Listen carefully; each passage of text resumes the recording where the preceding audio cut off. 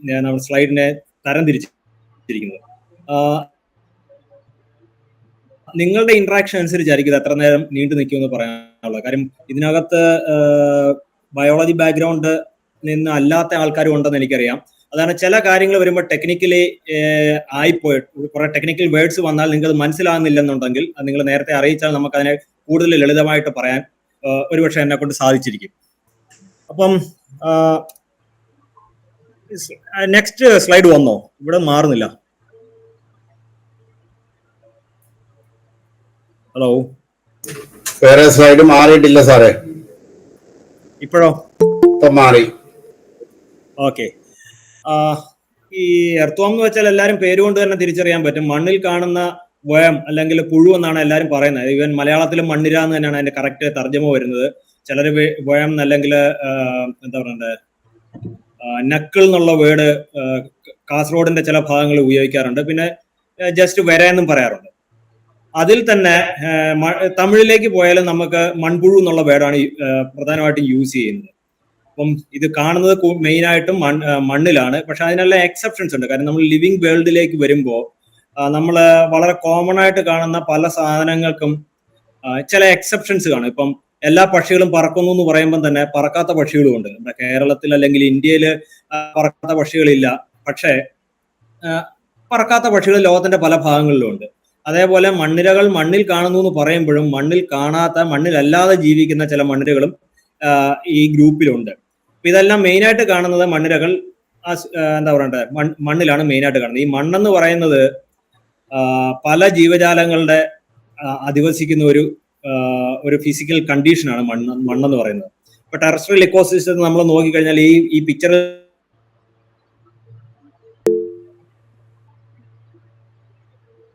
ഫംഗസുകള്, vertebrates, അതായത് കശേരുകികള്, നട്ടലുള്ള ജീവികള്, നട്ടലില്ലാത്ത ജീവികളായിട്ടുള്ള മണ്ണിരകള്, ഷഡ്പദങ്ങള്, അങ്ങനെ ധാരാളം ജീവജാലങ്ങൾ വസിക്കുന്ന ഒരു സബ്സ്ട്രേറ്റമാണ് മണ്ണെന്ന് പറയുന്നത്. ഇത് നമുക്ക് കാർബൺ സീക്വസ്ട്രേഷൻ അല്ലെങ്കിൽ ഗ്രീൻ ഹൗസ് എമിഷൻ കുറയ്ക്കാനായിട്ടൊക്കെ ധാരാളമായിട്ട് മണ്ണിന്റെ ഫങ്ഷനിങ് നമ്മളെ സഹായിക്കുന്നുണ്ട്. അതുപോലെ വെള്ളം നമുക്ക് കൂടുതലും കിട്ടുന്നത് മണ്ണിൽ നിന്നാണ്. നമ്മുടെ സാധാരണഗതിയിൽ നമ്മൾ ഉപയോഗിക്കുന്ന കിണറുകളിൽ നിന്നൊക്കെ അതെല്ലാം മണ്ണിൽ നിന്നാണ് നമുക്ക് വരുന്നത്. പിന്നെ പ്രൊഡക്ഷൻ ഫങ്ഷൻ, നമുക്ക് വേണ്ട ഫുഡ് ഉണ്ടാക്കുന്നത് മണ്ണിലാണ്. അതായത് മണ്ണിൽ നിന്ന് കിളർത്ത് വരുന്ന ചെടികളിൽ നിന്നാണ് നമുക്ക് വേണ്ട ഫുഡുകൾ മെയിനായിട്ട് നമുക്ക് കിട്ടുന്നത്. അപ്പൊ മനുഷ്യന്റെ ഒരു സ്വഭാവമുണ്ട്. മനുഷ്യന് ഈ ക്യൂരിയോസിറ്റി ഉണ്ട്. മനുഷ്യന് മാത്രമല്ല മറ്റ് ജീവജാലങ്ങൾക്കും ക്യൂരിയോസിറ്റി ഉണ്ട്. അപ്പൊ നിങ്ങൾക്ക് ഈ അടുത്ത സ്ലൈഡ് കാണുന്നുണ്ടോ? സ്ലൈഡ് മാറ്റി ഇത് കാണാൻ പറ്റുന്നുണ്ടോ? കാണാം. അപ്പൊ നമുക്ക് മണ്ണിൽ കാണുന്ന ഓർഗാനിസത്തെ നമ്മൾ പലതായിട്ട് തിരിക്കും. കാര്യം മനുഷ്യൻ എപ്പോഴും നമ്മൾക്ക് ഓരോരുത്തർക്കും ഓരോ പേര് തന്നിട്ടുണ്ട്. കാര്യം എന്താന്ന് വെച്ച് കഴിഞ്ഞാൽ നമ്മൾ ഈ ഇൻഡിവിജ്വലിനെ തിരിച്ചറിയുന്നതിന് വേണ്ടിയിട്ടാണ് ഈ പേരുകളുള്ളത്. ഈ പേരുകൾ എന്നാ നമ്മൾ കൊടുക്കാൻ തുടങ്ങിയെന്ന് വെച്ചാൽ നമുക്കറിയാം. അല്ലെങ്കിൽ മൈക്രോഫോണ എന്ന് പറയാം. അതായത് ജീവവർഗങ്ങള്, ജീവനുള്ള ജന്തുവർഗങ്ങള്. അതിൽ തന്നെ ജന്തുവർഗങ്ങളിൽ തന്നെ മൈക്രോഫോണ എന്ന് പറയും, മീസോഫോണ എന്ന് പറയും, മൈക്രോഫോണ എന്ന് പറയും. ഈ മൈക്രോഫോണ എന്ന് വെച്ച് കഴിഞ്ഞാൽ 0.2 mm താഴേക്ക് വലിപ്പമുള്ളവയെ നമ്മൾ മൈക്രോഫോണ എന്ന് പറയും. മീസോഫോണ എന്ന് വെച്ചാൽ 0.2 to 2 millimeter നീളം വരെയുള്ളവയെ നമ്മൾ മീസോഫോണ എന്ന് പറയും. പക്ഷെ എർത്തുവംസ് എന്ന് പറഞ്ഞ 2 mm മേലെ വലിപ്പമുള്ളവയാണ് നമ്മൾ മൈക്രോഫോണ എന്ന് പറയുന്നത്. ആ ഗണത്തിലാണ് എർത്തുവം വരുന്നത്. ഇതിന്റെ പ്രത്യേകത എന്താണെന്ന് വെച്ചാൽ നമ്മൾ ഭൂമിയിൽ കാണപ്പെടുന്ന ഇൻവെർട്ടിബ്രേറ്റ് ബയോമാസ്, അതായത് നട്ടലില്ലാത്ത ജീവികളുടെ മണ്ണിൽ കാണപ്പെടുന്നവയിലെ മോർ ദാൻ 80% ടെറസ്ട്രിയൽ എക്കോസിസ്റ്റത്തിൽ കാണപ്പെടുന്നവ മണ്ണിരകൾ തന്നെയാണ്. അത് പറഞ്ഞു വരുന്നത് മണ്ണിരകളിലാണ് ഈ മണ്ണിൽ കാണുന്ന നട്ടലില്ലാത്ത ജീവികളിലെ മോസ്റ്റ് കോമൺ ആയിട്ട് കാണപ്പെടുന്ന ജീവവർഗം എന്നാണ് പറയുന്നത്. പിന്നെ മണ്ണിരകൾ എന്നുണ്ടായെന്ന് ചോദിച്ചു കഴിഞ്ഞാൽ നമുക്കൊരു ക്ലിയർ കട്ട് ആൻസർ ഇല്ല. എന്നിരുന്നാലും 650 to 570 മില്യൺസ് ഓഫ് ഇയേഴ്സ് മുമ്പ് ആർക്കിസോയിക്ക് അല്ലെങ്കിൽ പ്രീ കാംബ്രിയൻ ടൈം പീരീഡിലാണ് ഈ സെഗ്മെന്റഡ് വേംസ് ആണ്. അതായത് ആദ്യമായിട്ടുണ്ടായത് ഏകകോശ ജീവികളാണ്. അതിനുശേഷം കോംപ്ലക്സ് ആയിട്ടുള്ള മൾട്ടിസില്ലർ ഓർഗാനിസം വന്ന സമയത്ത് ഉരുത്തിരിഞ്ഞു വന്ന ഒരു വർഗമാണ് വേംസ്. മണ്ണിരകളല്ല, വേംസ്. ആ പുഴുക്കളില് എങ്ങനെയാണ് ഇവയെക്കുറിച്ചുള്ള നമുക്ക് ഇൻഫർമേഷൻ കിട്ടിയെന്ന് ചോദിച്ചു കഴിഞ്ഞാൽ ഈ കാനഡയിലുള്ള കാംബ്രിയൻ ബർഗസ് ഷെയിൽ ടൈപ്പ് ഒരു ലാഗർസ്റ്റാറ്റൻ എന്ന് പറയുന്ന ഒരു ടൈപ്പ് ഓഫ് റോക്സ് ഉണ്ട്. ഒരു പഴയകാല ലേക്കായിരുന്നു. ആ ലേക്കില് അവര് ഇപ്പം പാലിയന്റോളജിസ്റ്റ്, അതായത് നമ്മുടെ ഫോസിലുകളെ കുറിച്ച് പഠിക്കുന്നവര് ആ ലേക്കിന്റെ ബെഡിൽ അവര് കുറെ ഫോസിൽസ് റിമൂവ് ചെയ്തെടുത്തു. ആ ഫോസിൽസിൽ നിന്നാണ് നമുക്ക് ഈ പറയുന്ന എവല്യൂഷൻ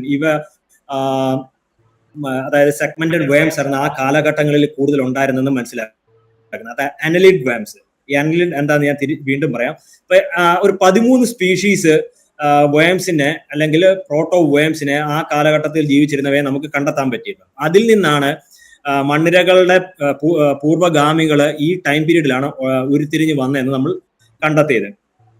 അതിന്റെ അർത്ഥം ഈ മണ്ണിരകളുടെ അല്ലെങ്കിൽ മണ്ണിരകൾ ഒരു 5 മെഗാ മാസ് എക്സ്റ്റിങ്ഷനെ കടന്നു പോയിട്ടുണ്ടെന്ന് പറയാം. കാര്യം ഭൂമിയുടെ കാലാവധി നിങ്ങൾ നോക്കുക, കാലാവധി എന്നല്ല പറയണ്ട, ഭൂമിയുടെ കഴിഞ്ഞ കാലഘട്ടങ്ങളെ നോക്കുകയാണെങ്കിൽ ധാരാളം ജീവവർഗ്ഗങ്ങൾ ഇവിടെ ഉണ്ടായിരുന്നു. ഇപ്പം ദിനോസറുകളുടെ മീസോസോയിക് ടൈം പീരീഡിൽ ദിനോസറുകൾ ഉണ്ടായിരുന്നു. അതിനുശേഷം ഒരു വലിയൊരു എക്സ്റ്റിങ്ഷൻ ഉണ്ടായി. ദിനോസറുകളെല്ലാം അപ്രത്യക്ഷമായി. അതേപോലെ ദിനോസറുകൾക്ക് മുമ്പ് വലിയൊരു എക്സ്റ്റിങ്ഷൻ വന്നിട്ടുണ്ടായിരുന്നു. അപ്പൊ ഒരു കരയിലുണ്ടായിരുന്ന 90% ഓർഗാനിസംസ് ഇല്ലാതായി. അതിനുശേഷമാണ് വീണ്ടും എവല്യൂഷന്റെ പാർട്ടായിട്ട് വേറെ വേറെ ജീവജാലങ്ങൾ ഉരുത്തിരിഞ്ഞു വന്നത്. ഇതേപോലെ ഒരു 5 മാസ് എക്സ്റ്റിങ്ഷൻ കഴിഞ്ഞിട്ടുണ്ട് ഭൂമി. പക്ഷെ അവയെല്ലാം സർവൈവ് ചെയ്ത ഒരു ഗ്രൂപ്പാണ് മണ്ണിരകളിലുള്ള അസോസിയേറ്റ് ഉള്ള അനലിഡ്സ് എന്ന് പറയുന്ന ഗ്രൂപ്പ്. ഇപ്പം നമ്മൾ പറഞ്ഞു വരുന്നത് ഭൂമി ഇപ്പോൾ 6th മാസ് എക്സ്റ്റിങ്ഷനെ ഫേസ് ചെയ്തുകൊണ്ടിരിക്കുകയാണെന്നാണ്. കാരണം എന്താണെന്ന് വെച്ചാൽ നമ്മളുടെ ആക്ടിവിറ്റീസ് ആണ്. കാര്യം ഹ്യൂമനായിട്ട് മോഡിഫൈ ചെയ്യാത്ത എക്കോസിസ്റ്റങ്ങൾ ഇന്നിപ്പം ഭൂമിയിൽ വളരെ കുറച്ചേ ഉള്ളൂ. ഇപ്പോ മരിയാന ട്രെഞ്ച് പോലുള്ള ഭൂമിയിലെ ഏറ്റവും ലോവസ്റ്റ്, അതായത് കടലിനടിയിലുള്ള പോർഷനിൽ വരെ ഇപ്പം നമ്മളെ ഉണ്ടാക്കിയിട്ടുള്ള പ്ലാസ്റ്റിക്കുകൾ ചെന്നെത്തിയിട്ടുണ്ടെന്നാണ് വളരെ റീസെന്റ് സ്റ്റഡി ഉണ്ട്. അപ്പൊ അങ്ങനെ ഒരു 5 മാസ് എക്സ്റ്റിങ്ഷനെ കടന്നു വന്ന ഒരു ജീവമാണ് മണ്ണിരകൾ അനലിഡ എന്ന് പറയുന്ന ഫൈലമാണ്. നമ്മൾ ഭൂമി പല ഫൈലങ്ങളായിട്ട് തിരിച്ചിട്ടുണ്ട്, അതായത് ജന്തുജാലങ്ങളെ പല ഫൈലങ്ങളായിട്ട് തിരിച്ചിട്ടുണ്ട്.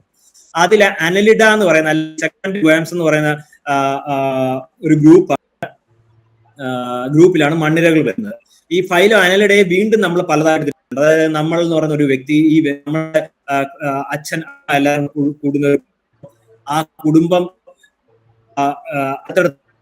പല കുടുംബങ്ങൾ ചില കേസിൽ ബന്ധുക്കളായിരിക്കും. പിന്നെ ഇങ്ങനെയുള്ള കുറെ ഗ്രാമം ഇവിടുത്തെ ഇന്ത്യയുടെ കാര്യം പറയുകയാണെങ്കിൽ ജില്ല, പഞ്ചായത്ത്, ജില്ല, താലൂക്ക് ഇങ്ങനെയൊക്കെ പറഞ്ഞ ഡിവിഷൻസ് കൊടുത്തു. കാരണം അത് കൂടുതൽ മനസ്സിലാക്കാൻ വേണ്ടിയിട്ടാണ് ഈ ഡിവിഷൻ വെച്ചിരിക്കുന്നത്. ഈ ഫൈലം ഗ്രൂപ്പിന് ഫൈലത്തെ നമ്മള് 2 ക്ലാസ് ആയിട്ടാണ് മെയിൻ ആയിട്ട് തിരിച്ചിരിക്കുന്നത്. അപ്പൊ നമ്മൾ പറഞ്ഞു വന്നത് ഇന്നിപ്പോൾ നമ്മുടെ ഈ ഫൈലം 2 അത് ആർക്കിയാൻ പറഞ്ഞ 4 ഗ്രൂപ്പ് ഉണ്ടായിരുന്നു. ഇന്നിപ്പം ക്ലൈറ്റല്ലാറ്റ എന്ന് പറഞ്ഞ ഗ്രൂപ്പും പോളിക്കീറ്റ എന്ന് പറഞ്ഞുള്ളൂ. ഈ പോളിക്കീറ്റ മറൈൻ കൺട്രീസിലാണ് മെയിനായിട്ട് കാണുന്നത്. പിന്നെ മണ്ണിരക്ക് നമ്മൾ വരുമ്പോ മണ്ണിരകളെ വളരെ സിമ്പിളായ ഒരു ഓർഗാനാണ് മണ്ണിര. അതായത് ഒരു നീണ്ട സെക്കൻഡഡ് ആയിട്ടുള്ള ഒരു ജീവജാലം. ഇത് നിങ്ങൾക്ക് അറിയാം. മണ്ണിരകളെ നമുക്ക് എക്സ്റ്റേണലി കഴിഞ്ഞാൽ മൗത്ത് എന്ന് പറഞ്ഞ ഒരു കാണും, ക്ലൈറ്റൽ ഒരു തടിച്ച ഒരു ഭാഗം, പിന്നെ സെഗ്മെന്റ്, ഇത്രയോ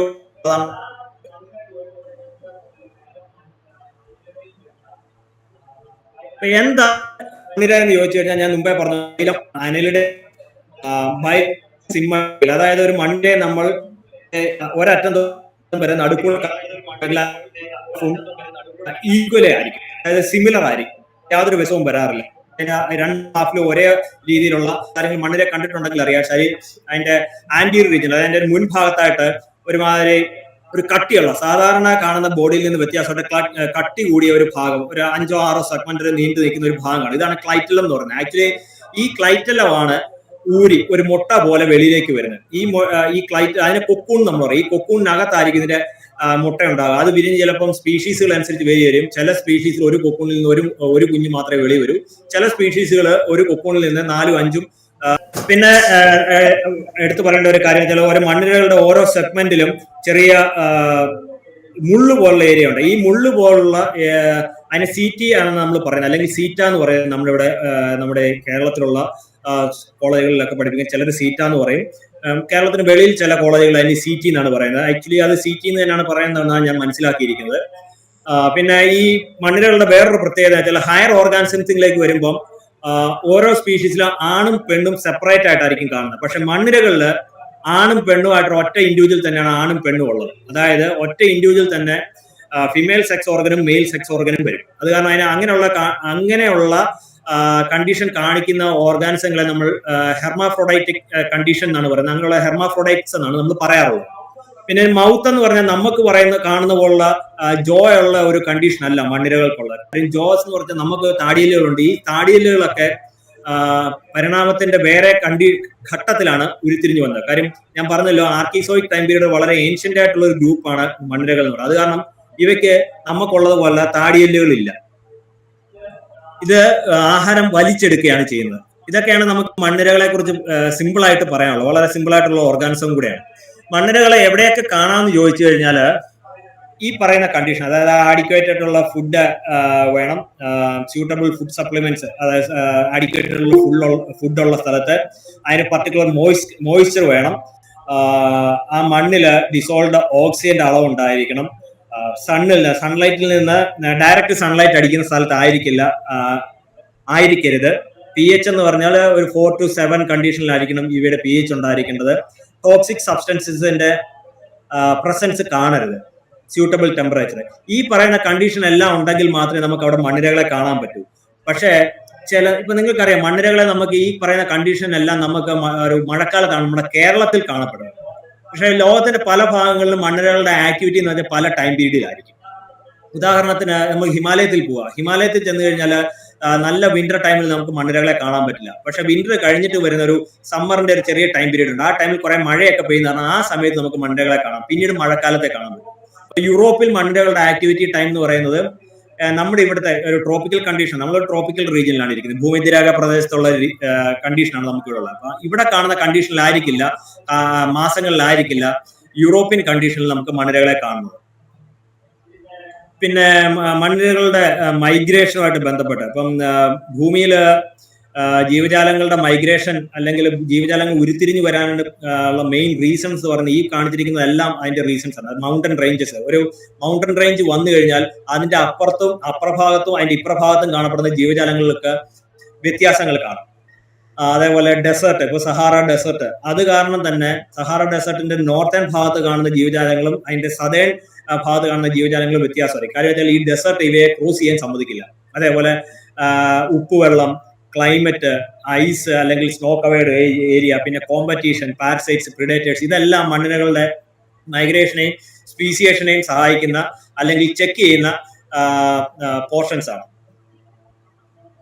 പിന്നെ മണ്ണിരകളുടെ കളറിലേക്ക് വരാം. നമ്മൾ പ്രകൃതിയിൽ ഇറങ്ങി നോക്കുകയാണെങ്കിൽ ചൂണ്ടയിടാനായിട്ടൊക്കെ ആൾക്കാർ മണ്ണിരകൾ പിടിച്ചിട്ടുണ്ടെങ്കിൽ ഓരോ തരം മണ്ണിരകൾക്കും പല കളറുകളായിരിക്കും. ഈ കളറ് വളരെ ഇമ്പോർട്ടന്റ് ആണ്. പക്ഷെ ടാക്സോണമിക്കലി പറയുമ്പോൾ വർഗീകരണവുമായിട്ട് ബന്ധപ്പെട്ട് വരുമ്പോൾ നമുക്ക് കളർ ഒരു ഇമ്പോർട്ടന്റ് ഫീച്ചറായിട്ട് വരുന്നില്ല. പക്ഷെ അല്ലാതെ നോക്കി കഴിയുമ്പോൾ കളർഫുൾ ആയിട്ടുള്ള ബ്രൗണിഷ് ആയിട്ടും പെയിലായിട്ടും നല്ല ഡാർക്ക് ബ്ലൂയിഷ് അല്ലെങ്കിൽ ഡാർക്ക് കറുത്ത കളറിലുള്ള മണ്ണിരകൾ നമുക്ക് ഇന്ത്യയിൽ തന്നെയുണ്ട്.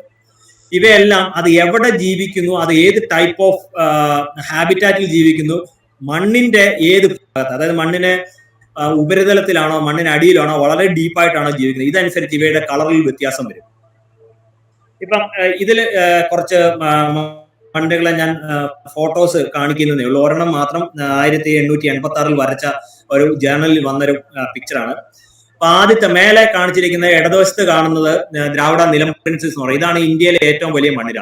നമ്മുടെ നിലമ്പൂർ റീജിയനിലുള്ളതാണ്. മലപ്പുറം ഡിസ്ട്രിക്റ്റിലെ ചാലിയാറിന്റെ തീരങ്ങളിൽ മാത്രമേ ഇതേ ഉള്ളൂ.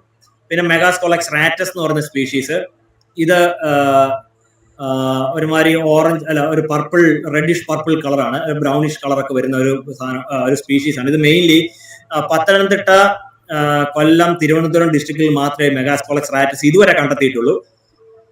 സോറി. പിന്നെ മെഗാസ്കോളക്സ് ഗ്രാൻഡിസ്, ദ്രാവിഡ നിലംബൂരൻസിസിനെ പോലെ തന്നെ വളരെ വലിപ്പം കൂടി വരുന്ന ഒരു മണ്ണിരയാണിത്, ദ്രാവിഡ ഗ്രാൻഡിസ് എന്ന് പറയുന്നത്. അപ്പം മണ്ണിരകൾ എവിടെയൊക്കെ കാണുന്നു എന്നുള്ളതിനെ കുറിച്ചാണ് നമ്മൾ ഇനി വരുന്നത്. കാര്യം മണ്ണിരകളെ നമുക്ക് മെയിനായിട്ട് മണ്ണിലാണ് കാണപ്പെടുന്നത്. അത് നമ്മൾ തുടക്കത്തിൽ തന്നെ പറഞ്ഞിരുന്നു. മണ്ണിരകൾ മെയിനായിട്ടും മണ്ണിലാണ് കാണപ്പെടുന്നത്. പക്ഷെ അതിന് എക്സെപ്ഷൻസ് ഉണ്ടെന്ന് ഞാൻ പറഞ്ഞിരുന്നു. ചില മണ്ണിരകളുണ്ട്, പെരിയോണിക് സ്പീഷീസിൽ വരുന്ന ചില മണ്ണിരകൾ, അതിനെ നിങ്ങൾക്ക് മരങ്ങളിലാണ് കാണാൻ പറ്റുന്നത്. പെരിയോണിക്സിലെ നല്ല നമ്പറുകളും മണ്ണിൽ തന്നെയാണ് കാണപ്പെടുന്നത്. പക്ഷെ പെരിയോണിക് സാൾട്ടാൻസ്, പെരിയോണിക് സിൽവിക്കോള തുടങ്ങിയ മണ്ണിരകൾ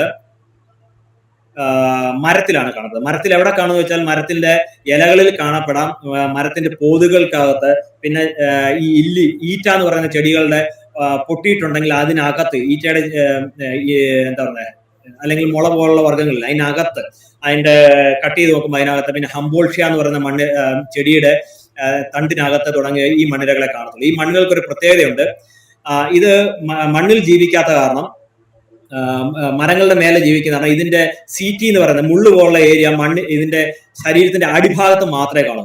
പെരിയോണിക്സില് പൊതുവെ ഓരോ സെഗ്മെന്റിലും 8 സീറ്റിൽ കൂടുതൽ കാണും. ചിലപ്പോൾ അത് 35 ആകാം, 50 ആകാം, 60 ആകാം. പക്ഷെ ഈ 60 എണ്ണം ഉണ്ടെങ്കിലും ഈ 60ഉം ഈ മണ്ണിരകളുടെ വെൻട്രൽ പോർഷൻ, അതായത് മണ്ണിരകളുടെ അടിഭാഗത്ത് മാത്രമേ കാണൂ. കാര്യം മരങ്ങളിൽ ഇതിനെ അള്ളിപ്പിടിച്ചിരിക്കാൻ വേണ്ടിയിട്ടുള്ള ഒരു അനുകൂലനമാണത്. പിന്നെ പോരാത്തതിന് മരങ്ങളിലാവും ജീവിക്കുമ്പോൾ ധാരാളം പക്ഷികളും ഷഡ്പദങ്ങളും ജീവജാലങ്ങളും എല്ലാം ഇവയെ പിടിക്കും. അത് കാരണം ഇവ അവിടെ നിന്ന് രക്ഷപ്പെടാനായിട്ട് തെറിച്ചു പോകും. അതായത് നമ്മൾ റബ്ബർ ബാൻഡ് വലിച്ചു വിടുന്ന പോലെ ഒരു സ്ഥലത്തു നിന്ന് വേറെ സ്ഥലത്തേക്ക് തെറിച്ച് മാറാനുള്ള ഒരു കപ്പാസിറ്റി ഉണ്ട്. അങ്ങനെ തെറിച്ച് മാറുമ്പോഴത്തേക്ക് ഒരു പക്ഷേ ഇത് താഴെയും വീഴാം.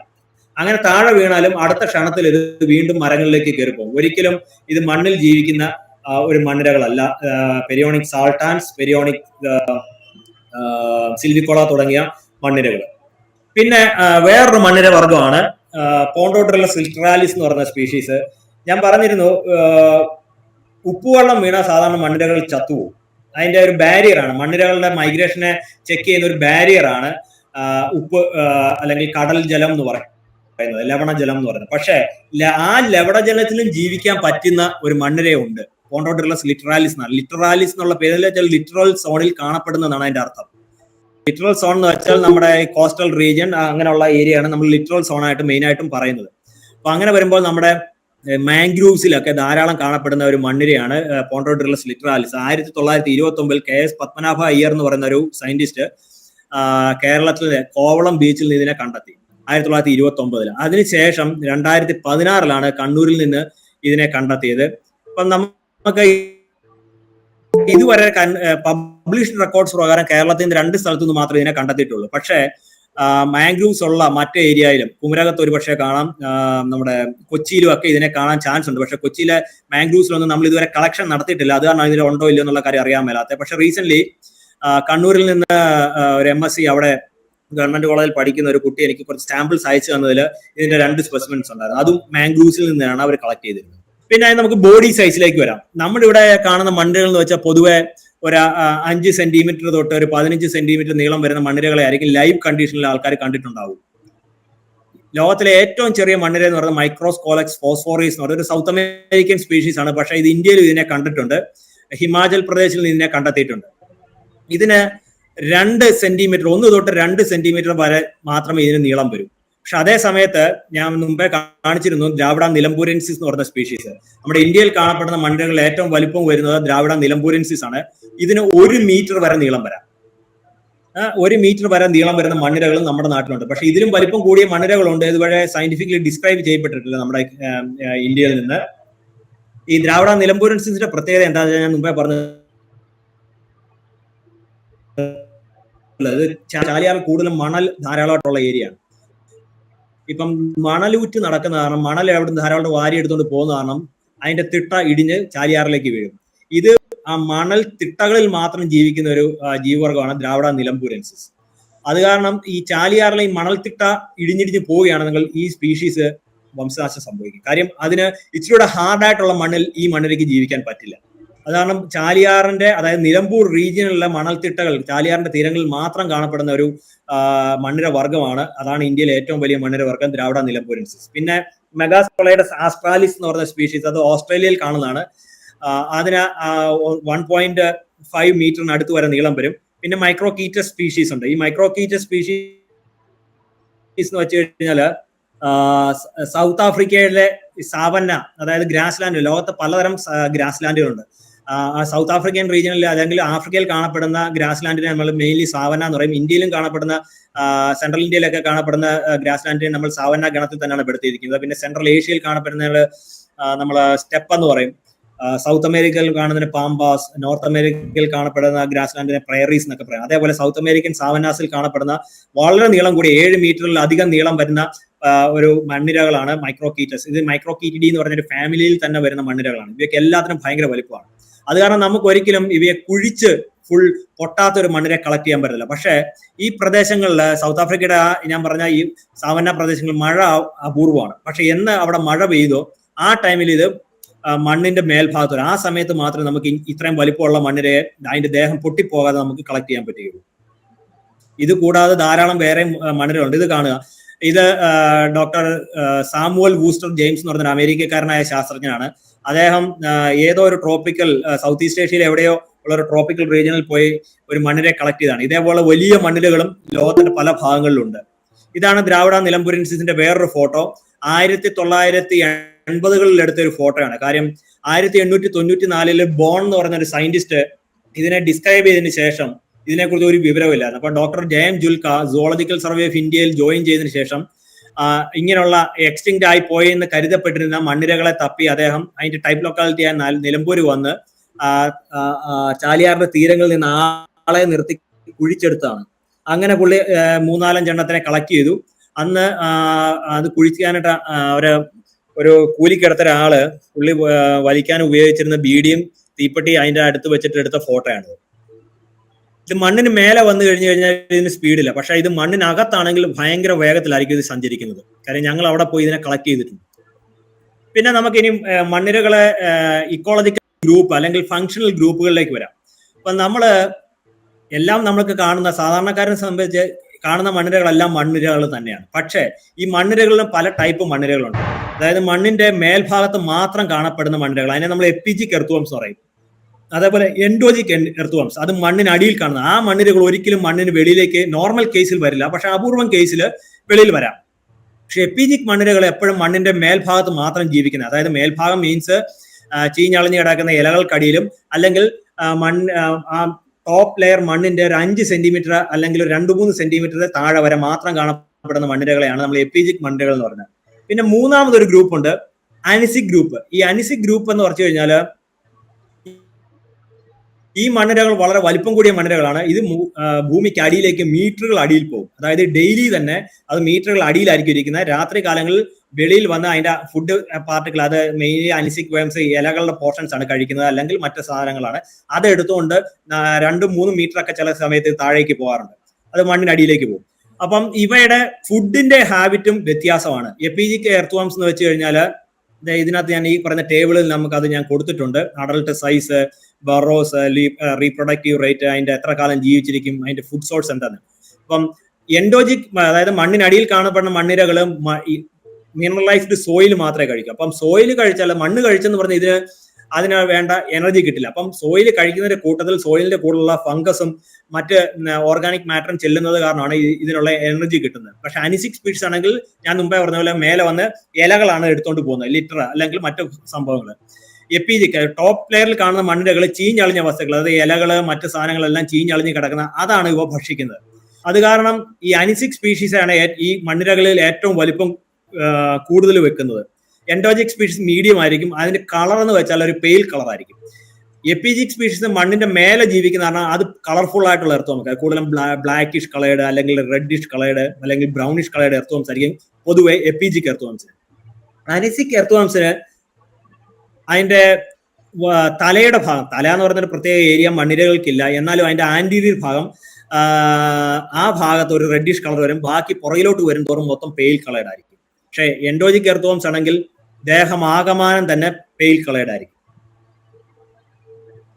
ഇതും അതിന്റെ തന്നെ ക്ലാസിഫിക്കേഷൻ കുറച്ചുകൂടെ ഡീറ്റെയിൽ ആയിട്ട് ഞാൻ കൊടുത്തേ ഉള്ളൂ. ഈ ഫിഗർ നോക്കിക്കഴിഞ്ഞാൽ നിങ്ങൾക്ക് കുറെ കൂടെ പിടികിട്ടും. ഇത് നോക്കുക, എപ്പിജിക് എർത്തോംസ് ഏറ്റവും മേലെ മാത്രം കാണും. അനിസിക് എർത്തോംസ് എന്ന് വെച്ചാൽ വെർട്ടിക്കൽ ബറോസ് ആയിരിക്കും അതിനുള്ളത്, ഓൾമോസ്റ്റ് വെർട്ടിക്കൽ അല്ലെങ്കിൽ സ്ലാന്റിംഗ് ബറോസ്. ഇതുവഴി രാത്രി കാലങ്ങളിൽ വെളി വന്ന് മേലെ വന്നിട്ട് അതിന്റെ ഫുഡ് പാർട്ടിക്കിൾസ് എടുത്തുകൊണ്ട് പോകും. എൻഡോജിക് എർത്തോംസ് എന്ന് വെച്ച് കഴിഞ്ഞാൽ ഹൊറിസോണ്ടൽ ബറോസ് ആയിരിക്കും, തിരശ്ചീനമായിട്ടായിരിക്കും മണ്ണിൽ അത് സഞ്ചരിക്കുന്നത്. അത് ഒരിക്കലും സാധാരണഗതിയിൽ അത് വെളിയിലേക്ക് വരില്ല. അത് മിനറൽ റിച്ച് സോയിലാണ് കഴിക്കുന്നത്. ഈ ഈ പിക്ചറിൽ നിന്ന് നിങ്ങൾക്ക് ഈ 3 ടൈപ്പ് ഓഫ് മണ്ണിരകൾ ഏതൊക്കെയാണെന്ന് പിടികിട്ടും. അതിൽ നിന്ന് നിങ്ങൾക്ക് ഒരു കാര്യം മനസ്സിലാക്കാൻ പറ്റും. നമ്മൾ മണ്ണിര കമ്പോസ്റ്റ് ഉണ്ടാക്കാനായിട്ട് ഉപയോഗിക്കുന്ന മണ്ണിരകളല്ല എപ്പിജിക് മണ്ണിരകളാണ്. നമുക്ക് അനിസിക് മണ്ണിരകളെ അവയെ വളർത്താൻ പറ്റില്ല, വലിയ ബുദ്ധിമുട്ടാണ്. കാര്യം വെച്ചാൽ അവ വളരെ മീറ്ററുകൾ താഴെ പോകുന്ന കാരണം നമുക്ക് അവയെ വലിയ ട്രേക്കകത്തൊന്നും ഇതിനെ വളർത്താൻ പറ്റില്ല. വലിപ്പം കൂടുതലാണ്.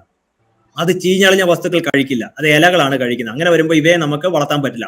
എൻഡോജിക് മണ്ണിരകൾ മണ്ണ് മാത്രം കഴിക്കുന്ന കാരണം ചീഞ്ഞളിഞ്ഞ വസ്തുക്കൾ അത് കഴിക്കുകയില്ല. അത് കാരണം അവയെ ഉപയോഗിച്ച് നമുക്ക് മണ്ണിര കമ്പോസ്റ്റ് ഉണ്ടാക്കാൻ പറ്റില്ല. പിന്നെ നമുക്ക് മണ്ണിര കമ്പോസ്റ്റ് ഉണ്ടാക്കാൻ ഉപയോഗിക്കാൻ പറ്റുന്ന ഏക വർഗ ഗ്രൂപ്പ് എന്ന് പറയുന്നത് എപ്പിജിക് സ്പീഷീസ് ആണ്. അത് ചീഞ്ഞളിഞ്ഞ വസ്തുക്കളാണ് കഴിക്കുന്നത്. കാര്യം നമ്മൾ മനുഷ്യർ എപ്പോഴും ഗ്രീഡിയാണ്.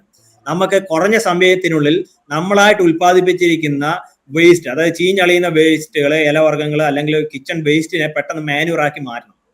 അങ്ങനെ വരുമ്പോൾ അവ ഭക്ഷിക്കുന്ന എപ്പിജിക് മണ്ണിരകളെ ഉപയോഗിച്ച് മാത്രമേ നമുക്ക് കമ്പോസ്റ്റ് ഉണ്ടാക്കാൻ പറ്റൂ. എപ്പിജിക് മണ്ണിരകളെ നമുക്ക് വീടിനകത്ത് ചെറിയ ട്രേക്കകത്ത് വരെ വളർത്തിയെടുക്കാൻ പറ്റും. ഇപ്പൊ എപ്പിജിക് മണ്ണിരകളെ ധാരാളം സ്പീഷീസിലുണ്ട്. നമ്മൾ ഇന്ത്യയിൽ വിദേശ മണ്ണിരകളെയും യൂസ് ചെയ്യുന്നുണ്ട്. അതേപോലെ തദ്ദേശീയരായ മണ്ണിരകളെ ഉപയോഗിച്ച് നമുക്ക് മണ്ണിര കമ്പോസ്റ്റ് ഉണ്ടാക്കാം. പിന്നെ റോൾ ഓഫ് എർത്ത്വോംസ് ഇൻ സോയിൽ. ഇപ്പം നമ്മൾ ഇത്ര നേരം മണ്ണിരകൾ എന്താണെന്ന് പറഞ്ഞ് മണ്ണിരകളുടെ ഫങ്ഷണൽ ഗ്രൂപ്പ് കണ്ടു. ഇനി മണ്ണിരകളുടെ ഉപയോഗം എന്താന്ന് പറഞ്ഞു. ഇപ്പം മണ്ണിരകളെ കർഷകരുടെ മിത്രം എന്നാണ് നമ്മളെ മണ്ണിരകളെ പറയുന്നത്. പക്ഷെ അത് ഏത് മണ്ണിരകൾ എന്ന് ചോദിച്ചാൽ നമ്മുടെ നേറ്റീവായിട്ട് കാണപ്പെടുന്ന മണ്ണിരകളാണ്. അപ്പൊ വിദേശത്ത് കാണുന്ന ഒരു മണ്ണിര അവിടുത്തെ കണ്ടീഷനിൽ വളർന്നു വന്ന സ്പീഷീസാണ്. ആ സ്പീഷീസിനെ ഇവിടെ ഇൻട്രൊഡ്യൂസ് ചെയ്താൽ ചിലപ്പോൾ നമ്മുടെ നേറ്റീവ് സ്പീഷീസിനോ അല്ലെങ്കിൽ നമ്മുടെ നേറ്റീവ് കണ്ടീഷനിൽ തന്നെ അത് പ്രോബ്ലംസ് ഉണ്ടാക്കാം. അതിലേക്ക് ഞാൻ ഇനി വരുന്ന സ്ലൈഡുകളിൽ പറയാം. മണ്ണിരകളെല്ലാം കർഷകന്റെ മിത്രം എന്ന് പറയുമ്പോഴും ചില പ്രോബ്ലംസ് മണ്ണിരകൾക്ക് ഉണ്ടാക്കാൻ സാധിക്കും. അത് ലോകത്തിന്റെ പല ഭാഗങ്ങളും അത് ചെയ്തിട്ടുമുണ്ട്, അങ്ങനെയുള്ള പ്രോബ്ലംസ് ഉണ്ടായിട്ടുമുണ്ട്. അപ്പൊ മണ്ണിരകൾ പൊതുവെ മണ്ണിൽ കൂടി സഞ്ചരിക്കുന്ന കാരണം അത് ചെറിയ ബറോസിൽ കൂടിയല്ല സഞ്ചരിക്കും, ചെറിയ ചെറിയ തുരങ്കങ്ങളിൽ കൂടിയാണ് സഞ്ചരിക്കുന്നത്. അപ്പൊ അങ്ങനെ വരുമ്പോൾ ആ തുരങ്കങ്ങളിലേക്ക് വായു കയറും. അതേപോലെ തന്നെ വെള്ളം ധാരാളമായിട്ട് മണ്ണിലേക്ക് കടന്നു പോകാനൊക്കെ ഈ തുരങ്കങ്ങൾ കൊണ്ട് സാധിക്കുന്നുണ്ട്. അത് കാരണം ഡീകമ്പോസ്, അതായത് നമ്മൾ ചീഞ്ഞളിഞ്ഞ വസ്തുക്കളെ വളമാക്കി മാറ്റുന്നു. അതായത് സോയിലിന്റെ സ്ട്രക്ചർ കൂട്ടുന്നു. കാര്യം സോയിലിന്റെ സ്ട്രക്ചർ എങ്ങനെ കൂട്ടുന്നു വെച്ചാൽ ഈ പോകുന്ന വഴിയിൽ കൂടി മണ്ണിരകളുടെ ചെറിയ തുരങ്കങ്ങളിൽ കൂടി ചെടികൾക്കൊക്കെ പെട്ടെന്ന് വളർന്നു പോകാൻ പറ്റും, മറ്റ് ജീവജാലങ്ങൾക്ക് അവ ഉപയോഗിക്കാൻ പറ്റും. അങ്ങനെയൊക്കെയുള്ള കാര്യങ്ങൾക്ക് മണ്ണിരകൾ ധാരാളമായിട്ട് നമ്മളെ സഹായിക്കുന്നുണ്ട്. ഈ പിക്ചർ നോക്കി കഴിഞ്ഞാൽ തന്നെ നിങ്ങൾക്ക് കുറച്ച് കാര്യങ്ങൾ പിടികിട്ടും.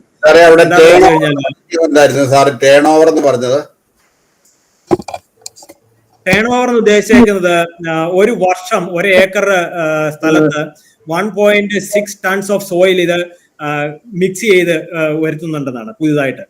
10.6. അത് കുറച്ചുകൂടെ മനസ്സിലാക്കാൻ വേണ്ടിയിട്ട് ഈ ഒരു പിക്ചർ നോക്കിയാൽ സാറിന് അത് പിടികിട്ടും. ഉദാഹരണം നിങ്ങൾ നോക്കുക, ഇതിനകത്ത് ടോപ്പ് സോയിൽ എടുത്ത് അടിയിലിട്ടു, അതിന്റെ തൊട്ട് മേലെ സാൻഡ് ഇട്ടു, അതിന്റെ ഏറ്റവും മേലെ 2 ചെടികളും കുറച്ച് ഓർഗാനിക് മെറ്റീരിയൽ ഇട്ടിട്ട് അതിനകത്ത് 5 പോണ്ടോസ്കോളസ് ക്രൂത്തൂറസ് എന്ന് പറയുന്ന ഒരു സ്പീഷീസിനെ അവർ ഇൻട്രൊഡ്യൂസ് ചെയ്തു. 2 ആഴ്ച കഴിഞ്ഞ് കഴിയുമ്പോഴത്തേക്ക് നോക്കുക, മണ്ണിര ഈ ടോപ്പ് സോയിലിനെ അടിയിൽ കിടന്ന ടോപ്പ് സോയിൽ എവിടെയൊക്കെ അത് കൊണ്ടുപോയി, പിന്നെ ഇവിടെ കിടന്ന മെറ്റീരിയലുകളെല്ലാം താഴോട്ട് ഈ സാൻഡിനകത്തോട്ട് കൊണ്ടുപോയി. ഇതാണ് ആ പറഞ്ഞ മിക്സിങ് നടത്തുന്നത് എർത്ത്വാംസ്. പിന്നെ ഈ പോണ്ടോസ്കോളസ് ക്രൂത്തൂറസ് എന്ന് വെച്ചൊരു എക്സോട്ടിക് ആയിട്ടുള്ള എർത്ത്വാമാണ്. ഇന്ന് കേരളത്തിൽ വളരെ കോമൺ ആയിട്ട് കാണപ്പെടുന്ന എർത്ത്വാം സ്പീഷീസും ഈ പോണ്ടോസ്കോളസ് ക്രൂത്തൂറസ് ആണ്. അത് എങ്ങനെ ഇവിടെ വന്നു എന്നൊക്കെ നമുക്ക് വരുന്ന സ്ലൈഡുകളിൽ നമുക്ക് ചർച്ച ചെയ്യാവുന്നതാണ്. ഇതാണ് മണ്ണിരകള് എങ്ങനെ മണ്ണിനെ മോഡിഫൈ ചെയ്യുന്നുള്ള വളരെ ക്ലാസിക്കൽ ആയിട്ടുള്ള ഒരു എക്സാമ്പിൾ ആണ് ഈ പിക്ചർ തന്നെ തരുന്നത്. മലയാളത്തിൽ എന്താണ് സാറേ മലയാളത്തിൽ പറഞ്ഞത്? ഇളക്കി മറിക്കല്. പക്ഷെ ഈ ഇളക്കി മറിക്കല് ഈ നമ്മളിപ്പോ കണ്ടത് പോണ്ടോസ്കോളക്സ് ആണ്. ഈ പോണ്ടോസ്കോളക്സ് ഇളക്കി മറിക്കും. പക്ഷെ ഈ പോണ്ടോസ്കോളക്സ് എന്ന് പറയുന്ന മണ്ണിരയ്ക്ക് വേറൊരു പ്രത്യേകതയുണ്ട്, അത് സോയിലിനെ കോമ്പാക്ട് ചെയ്യും. അതായത് സോയിലിനെ അങ്ങ് ഉറപ്പിക്കും. ആക്ച്വലി ഇളക്കി മറിക്കുന്ന സോയില് ഇളകി മറിഞ്ഞു കിടന്നാലേ നമ്മുടെ നേറ്റീവായിട്ടുള്ള മണ്ണിരകൾക്കും ചെടികൾക്കും വളരെ നല്ലത്. പക്ഷെ ഈ പോണ്ടോസ്കോളക്സ് എന്ന് പറയുന്ന മണ്ണിര ഇവിടെ വന്നു കഴിഞ്ഞാൽ ഇത് സോയിലിനെ അങ്ങ് ഉറപ്പിക്കും, മണ്ണിനെ ഉറപ്പിക്കും. അങ്ങനെ വരുമ്പോൾ നമ്മുടെ നാട്ടിലുള്ള മറ്റു മണ്ണിരകൾക്കും ചെടികൾക്കും അത് അത്ര നല്ലതല്ല. അതാ ഞാൻ പറഞ്ഞത്, മണ്ണിരകളെല്ലാം നല്ലതെന്ന് പറയുമ്പോൾ ചില സ്പീഷീസുകൾ നമുക്ക് ദോഷവും ഉണ്ടാക്കുന്നുണ്ട്. പിന്നെ ഓർഗാനിക് വേസ്റ്റ് മാനേജ്മെന്റ്, അത് നമ്മൾ ഓൾറെഡി പറഞ്ഞത് വേർമി കമ്പോസ്റ്റിംഗ് ഉണ്ടാക്കാനായിട്ട് യൂസ് ചെയ്യുന്നത്. ഐസീനിയ ഫെറ്റിഡ, യൂറിലസ് യുജീനി, പോണ്ടസ്കോളസ്, കോർത്തുറോറസ്, പോളിഫെർട്ടിമ, ഇലോങ്ങേറ്റ, ഇതെല്ലാം എക്സോട്ടിക് സ്പീഷീസ് ആണ്. നമുക്ക് വേർമി കമ്പോസ്റ്റ് ചെയ്യാനായിട്ട് ഉപയോഗിക്കാം. അതിൽ തന്നെ ഏറ്റവും വൈഡ് സ്പ്രെഡ് ആയിട്ട് നമ്മൾ കൊമേഴ്സ്യലി ഉപയോഗിക്കുന്ന വർഗ്ഗങ്ങളാണ് ഐസീനിയ ഫെറ്റിഡ, യൂട്ടിലസ് യുജീനി. ഐസീനിയ ഫെറ്റിഡ യൂറോപ്യൻ കണ്ടീഷനിൽ നിന്നുള്ളതാണ്. യൂട്ടിലസ് യുജീനി പടിഞ്ഞാറൻ ആഫ്രിക്കയിൽ നിന്നുള്ളതാണ്. പക്ഷെ ഇത് ഈ യൂറോപ്യൻ കണ്ടീഷനിലുള്ളതാണ്.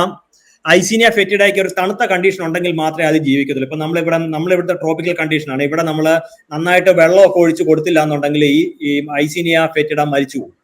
അല്ലെങ്കിൽ തന്നെ ഡ്രൈ ടൈം ആകുമ്പോൾ, ഇപ്പൊ നമ്മൾ സമ്മർ ടൈമാണ്, ഈ ഡ്രൈ ടൈം ആകുമ്പോൾ മണ്ണുകളുടെ ആക്ടിവിറ്റി കുറയും. പിന്നെ ആക്ടിവിറ്റി ഉണ്ടാകുന്നത് നന്നായിട്ട് മോയ്സ്ചർ ഉള്ള സ്ഥലങ്ങളിൽ, ടെമ്പറേച്ചർ കുറഞ്ഞ ഏരിയയിൽ മാത്രമേ മണ്ണിരകൾ ആക്റ്റീവായിട്ട് സമ്മർ ടൈമിൽ കാണുള്ളൂ. യൂട്ടിലസ് യുജീനിയും ഇതേപോലെ തന്നെ വളരെ വൊറേഷ്യസ് ആയിട്ട് ഫീഡ് ചെയ്യുന്ന ഒരു സ്പീഷീസ് ആണ്, ആഫ്രിക്കൻ ആണ്.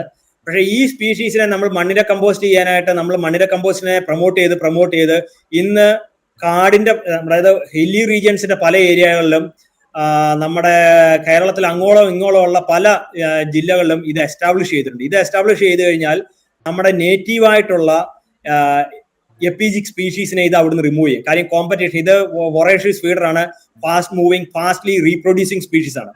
അപ്പൊ ഇതിനുമായിട്ട് നമുക്ക് കോമ്പീറ്റ് ചെയ്യാൻ നമ്മുടെ നേറ്റീവ് സ്പീഷീസിന് പറ്റാതെ വരുമ്പം നമ്മുടെ നേറ്റീവ് സ്പീഷീസ് ഇല്ലാതാവും. നമ്മുടെ നേറ്റീവ് സ്പീഷീസ് ഇല്ലാതായാൽ അവിടുത്തെ നേറ്റീവായിട്ട് കാണപ്പെടുന്ന ചില ഫംഗസുകൾ, ചില ചെടികള്, ഇവയെല്ലാം ഇത് ബാധിക്കുന്നുണ്ടെന്ന് വേണം നമ്മൾക്ക് കരുതാനായിട്ട്. പിന്നെ നേറ്റീവ് സ്പീഷീസ് ഏതൊക്കെയാണെന്ന് ചോദിച്ചാൽ പെരിയോണിക്സ് എക്സ്കവേറ്റസ്, പെരിയോണിക്സ് സൈലാനൻസിസ്, പെരിയോണിക്സ് സാൻസിബാറിക്കസ്, ലാംബിറ്റോ മൗറിഷ്, ഇതെല്ലാം നമ്മുടെ നേറ്റീവ് സ്പീഷീസ് ആണ്.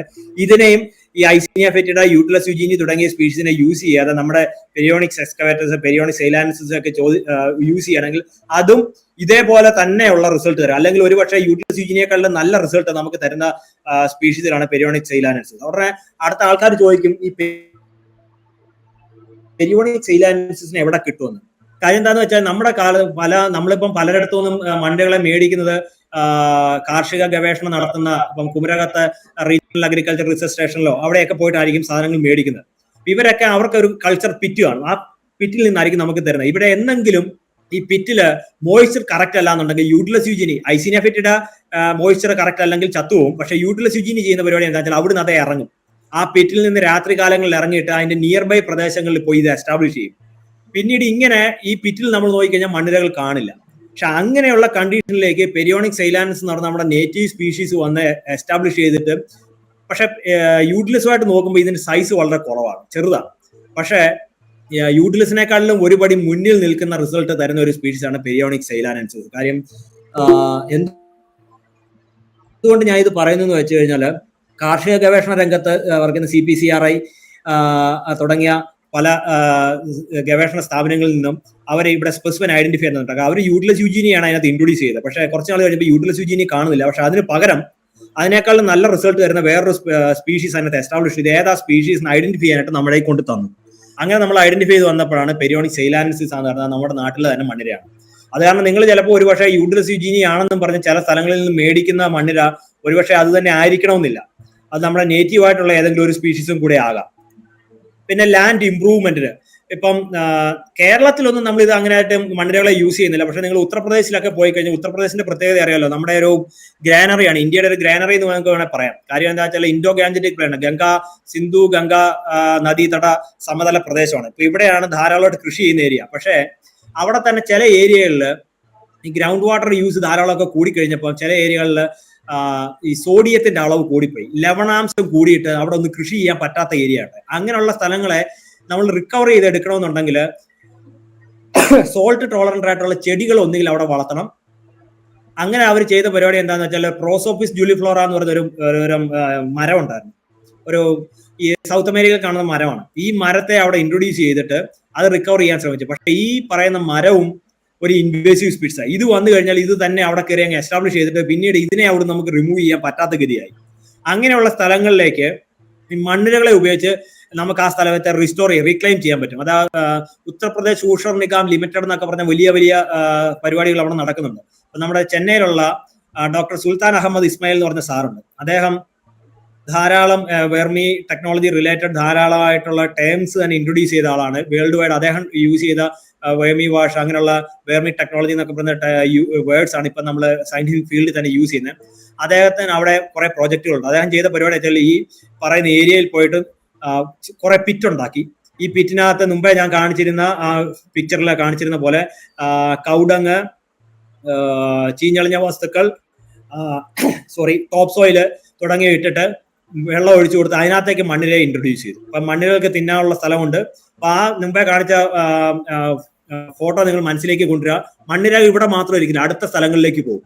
ഇത് ബെറോ ഉണ്ടാക്കി പോയി കുറച്ച് ദൂരം പോകുമ്പോൾ മനസ്സിലാവും അതിന് ലവണാംശം കൂടുതലാണ്, ഇതിന് അവിടെ ജീവിക്കാൻ പറ്റില്ല, അത് തിരിച്ച് ഇവിടേക്ക് വരും. അങ്ങനെ വരുമ്പോൾ ഈ പറയുന്ന ഏരിയയിലേക്ക് വെള്ളം ഒഴിച്ച് ചെല്ലാനും മറ്റു ചെടികൾക്ക് വളരാനുമുള്ള അവസ്ഥ ഇവ ഉണ്ടാക്കി തീർക്കുന്നുണ്ട്. അങ്ങനെ ഈ സ്ഥലങ്ങളെ സ്ലോലി അവർ റിക്കവർ ചെയ്തെടുക്കാം. പക്ഷെ ഈ പറയുന്ന റിക്കവറി നമുക്കൊരു സ്ഥലം ഇല്ലാതാക്കാൻ എളുപ്പമാണ്, ഒരു കാട് വെട്ടിമാറ്റാൻ എളുപ്പമാണ്, പക്ഷെ ഒരു കാട് ഉണ്ടാക്കി വരാൻ സമയമെടുക്കും. അതേപോലെ തന്നെ ഒരു പ്രശ്നം ഇവിടെയുണ്ട്. ഇത് ലോങ് ടൈം പ്രോസസ് ആണ്. പെട്ടെന്ന് സ്വിച്ച് ഇട്ടാൽ ഓൺ ആകുന്ന പോലെ നമുക്കൊരു സ്ഥലത്തെ റീക്ലെയിം ചെയ്യാൻ പറ്റില്ല. ഇത് ഈ പറഞ്ഞ രീതിയിൽ തന്നെ നമ്മുടെ വാൾപ്പാറയ്ക്ക് അടുത്ത് നടന്ന ഒരു എക്സാമ്പിൾ ആണ്. അവിടെ ഒരു ടീ എസ്റ്റേറ്റ് ആയിരുന്നു. അവിടുന്ന് അവർ ധാരാളം ടീ യൂറോപ്യൻ രാജ്യങ്ങളിലേക്ക് കയറ്റി അയക്കുന്നുണ്ടായിരുന്നു. പക്ഷെ ഒരു കാലത്ത് അവർ പറഞ്ഞു, നിങ്ങൾ തരുന്ന ടീക്കകത്ത് പെസ്റ്റിസൈഡിന്റെ അളവ് കൂടുതലാണ്, അത് കാരണം ഞങ്ങൾക്ക് ഈ നിങ്ങളുടെ ടീ വേണ്ടെന്ന് പറഞ്ഞു. അപ്പൊ അവർ നോക്കി കഴിഞ്ഞപ്പോൾ ഇവർ ധാരാളമായിട്ട് പെസ്റ്റിസൈഡ് അടിക്കുമായിരുന്നു ഈ തേയിലയ്ക്ക്. പിന്നീട് അവരത് പെസ്റ്റിസൈഡ് അടിക്കുന്നത് നിർത്തിയിട്ട് സാധാരണ കണ്ടീഷൻ മണ്ണിര കമ്പോസ്റ്റിംഗ് ഒക്കെ വെച്ചിട്ട് ട്രഡീഷണൽ ആയുള്ള രീതിയിലൊക്കെയുള്ള വന്നു. അത് ഇപ്പൊ അവിടുന്ന് വീണ്ടും അവർ തിരിച്ച് യൂറോപ്പിലോട്ട് തേയില കയറ്റി അയക്കുന്നുണ്ട്. പക്ഷെ നേരത്തെ അയച്ചിരുന്നതിനേക്കാൾ ഇരട്ടി വിലക്കാണ് ഇപ്പൊ അവർ കയറ്റി അയക്കുന്നത്. കാര്യം മണ്ണിര കമ്പോസ്റ്റ് ഉപയോഗിച്ച്, ജൈവവളം ഉപയോഗിച്ച് ചെയ്യുന്നത് കാരണം. പിന്നെ ബയോ റെമഡിയേഷൻ മുമ്പേ പറഞ്ഞ പോലെ തന്നെ നമ്മളെ എർത്ത് റീക്ലമേഷൻ എന്ന് പറഞ്ഞ പോലെ തന്നെ ലാൻഡ് റീക്ലമേഷൻ തന്നെയാണ്. ചില ലാൻഡിലൊക്കെ ടോക്സിക് മെറ്റൽ, മറ്റേത് ലവണാംശമായിരുന്നു കൂടുതൽ, ഇവിടെ ആകുമ്പോൾ ടോക്സിക് മെറ്റൽസിന്റെ അളവ് കൂടിയിട്ടുണ്ട്. അപ്പൊ ആ ടോക്സിക് മെറ്റൽസ് റിമൂവ് ചെയ്യാനായിട്ട് മണ്ണിരകളെ ഇൻട്രൊഡ്യൂസ് ചെയ്തിട്ട് അവർ ചെയ്യുന്നുണ്ട്. കാര്യം ചില ടോക്സിക് സബ്സ്റ്റൻസ് മണ്ണിരകളുടെ ശരീരത്തിനകത്തൂടെ കയറി വെളി വരുമ്പോൾ അതിന്റെ ടോക്സിസിറ്റിയുടെ അളവ് കുറയുന്നു. അതേപോലെ തന്നെ പ്ലാന്റ്സിന് അത് അബ്സോർവ് ചെയ്യാൻ പറ്റുന്ന കണ്ടീഷനിലേക്ക് മാറ്റാൻ സാധിക്കുന്നു. ഇങ്ങനെയൊക്കെ വരുന്ന കാരണം ചില മണ്ണിരകളെ ബയോ റെമഡിയേഷൻ ആക്ടിവിറ്റീസിന് വേണ്ടി യൂസ് ചെയ്യുന്നുണ്ട്. ബയോ റെമഡിയേഷൻ എന്ന് വെച്ച് കഴിഞ്ഞാൽ പല രീതി വരാം. ഫൈക്കോ റെമഡിയേഷൻ വരാം, ഫൈറ്റോ റെമഡിയേഷൻ വരാം, സൂ റെമഡിയേഷൻ വരാം. ഇത് സൂ റെമഡിയേഷൻ ആണ്, ജീവജാലങ്ങളെ വെച്ച് ചെയ്യുന്നത്. ഫൈറ്റോ റെമഡിയേഷൻ എന്ന് വെച്ചാൽ സസ്യങ്ങളെ ഉപയോഗിച്ച് ചെയ്യുന്നു. പിന്നെ ഗ്ലോബൽ വാർമിംഗും മിറ്റിഗേഷനും എങ്ങനെയാണ് നമ്മൾ യൂസ് ചെയ്യുന്നത് കാര്യം. മണ്ണിരകൾ ഞാൻ പറഞ്ഞില്ല, അനിസിക് സ്പീഷീസ് മണ്ണിരകൾ ഉണ്ടെങ്കിൽ അത് ഇലകളെടുത്ത് മണ്ണിനടിയിൽ കൊണ്ടുവന്ന് വെക്കുകയാണെങ്കിൽ, ഇല എന്ന് വെച്ചാൽ നമ്മളെല്ലാം കാർബൺ ആണ്. ഈ കാർബണിന്റെ അളവ് കൂടുന്ന കാരണമാണ്, കാർബൺ ഡൈ ഓക്സൈഡിന്റെ അളവ് അന്തരീക്ഷത്തിൽ കൂടുന്ന കാരണമാണ് നമുക്കിപ്പോൾ ചൂട് കൂടി വരുന്നത്. അപ്പൊ ഈ കാർബണിനെ എടുത്ത് മണ്ണടിയിൽ കൊണ്ട് ഇത് ഫിക്സ് ചെയ്ത് അന്തരീക്ഷത്തിലേക്ക് വിടാതിരുന്നു കഴിഞ്ഞാൽ അന്തരീക്ഷത്തിൽ അതിന്റെ അളവ് പൊതുവെ കുറയും. അങ്ങനെ വരുമ്പോൾ ഈ ചൂട് കൂടുന്ന അവസ്ഥ കുറഞ്ഞു വരും. ഇന്നിപ്പോ ചൂട് കൂടാനുള്ള മെയിൻ റീസൺ എന്താന്ന് വെച്ച് കഴിഞ്ഞാൽ നമ്മൾ ഫോസിൽ ഫ്യൂവൽസ് ധാരാളമായിട്ട് യൂസ് ചെയ്യുന്നു. ഈ ഫോസിൽ ഫ്യൂവൽ എന്ന് വെച്ച് കഴിഞ്ഞാൽ കൊടാനുകോടി വർഷങ്ങൾക്ക് മുമ്പ് ഭൂമിയിൽ ഉണ്ടായിരുന്ന ഒരു പർട്ടിക്കുലർ ഫോറസ്റ്റ്, അന്ന് സ്വാമ്പി ഫോറസ്റ്റ് ആയിരുന്നു ഇവിടെ കൂടുതലുണ്ടായത്. ഈ സ്വാമ്പി ഫോറസ്റ്റ് കണ്ടീഷൻ, അതായത് ചതുപ്പ് നിലമായിരുന്നു. ഈ ചതുപ്പ് നിലം കണ്ടീഷനിൽ വളരുന്ന ധാരാളം മരങ്ങൾ ഉണ്ടായിരുന്നു. അത് മറ്റു ജീവജാലം, മറ്റു ചെടികളും എല്ലാം ഉണ്ടായിരുന്നു. ഈ ചതുപ്പ് ജലങ്ങളിൽ ജീവിക്കുന്ന ജീവജാലങ്ങൾ ചത്തു കഴിയുമ്പോൾ ഈ ചതുപ്പിലേക്ക് തന്നെ വീഴും. ചതുപ്പിന് ഒരു പ്രത്യേകതയുണ്ട്, അവിടെ ഓക്സിജന്റെ അളവ് കുറവാണ്. അപ്പം ബാക്ടീരിയയുടെ ആക്ടിവിറ്റിയും കുറവായിരിക്കും. അങ്ങനെ വീഴുന്ന സസ്യ ജന്തു ജീവജാലങ്ങൾ അവിടെ തന്നെ കിടക്കും, ചെയ്യാതെ മണ്ണടിയിൽ തന്നെ കിടക്കും. അങ്ങനെ കാലം കഴിഞ്ഞപ്പോഴത്തേക്ക് ഭൂമിയിലെ കാർബണിന്റെ അളവ് കുറഞ്ഞു പോയത് കാരണം ഭൂമിയിലെ ഹിമയുഗം ഉണ്ടായി. കാരണം സ്നോബോൾ എർത്ത് എന്ന് പറയും. ഇങ്ങനെയുള്ള കണ്ടീഷൻസ് ഭൂമിയുടെ ടൈം പീരീഡ് എടുത്ത് നോക്കിയാൽ പല പ്രാവശ്യം ഉണ്ടായിട്ടുണ്ട്. അങ്ങനെ ഒരു സ്നോബോൾ എർത്ത് ഉണ്ടായിരുന്ന ഒരു ടൈം പീരീഡ് ഉണ്ടായിരുന്നു. അപ്പൊ അങ്ങനെ ഒരു ടൈം പീരീഡിൽ മാസ് എക്സ്റ്റിങ്ഷൻ വന്ന് ഇതെല്ലാം കൂടെ മണ്ണിനടിയിലായിപ്പോയി. ഈ പറയുന്ന ജീവജാലങ്ങളെല്ലാം, ഈ സാധനങ്ങളെല്ലാം താഴെ കിടന്നു, ഫോസിലൈസ്ഡ് ആയി. ആ ഫോസിലിൽ നിന്ന് നമ്മൾ പെട്രോളിയം ഉണ്ടായി. അന്നത്തെ കാലത്ത് ഭൂമിക്ക് അടിയിൽ കിടന്ന സസ്യജീവജാലങ്ങള് പെട്രോളിയമായിട്ട് രൂപാന്തരപ്പെട്ടു.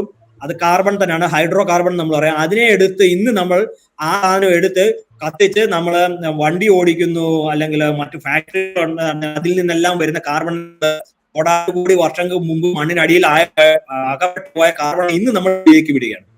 ആ വെളിയിലേക്ക് വീഴുന്നത് കാരണം ഭൂമിയിലെ ചൂട് കൂടുന്നു. ഇതെല്ലാം കണക്റ്റഡ് ആണ്.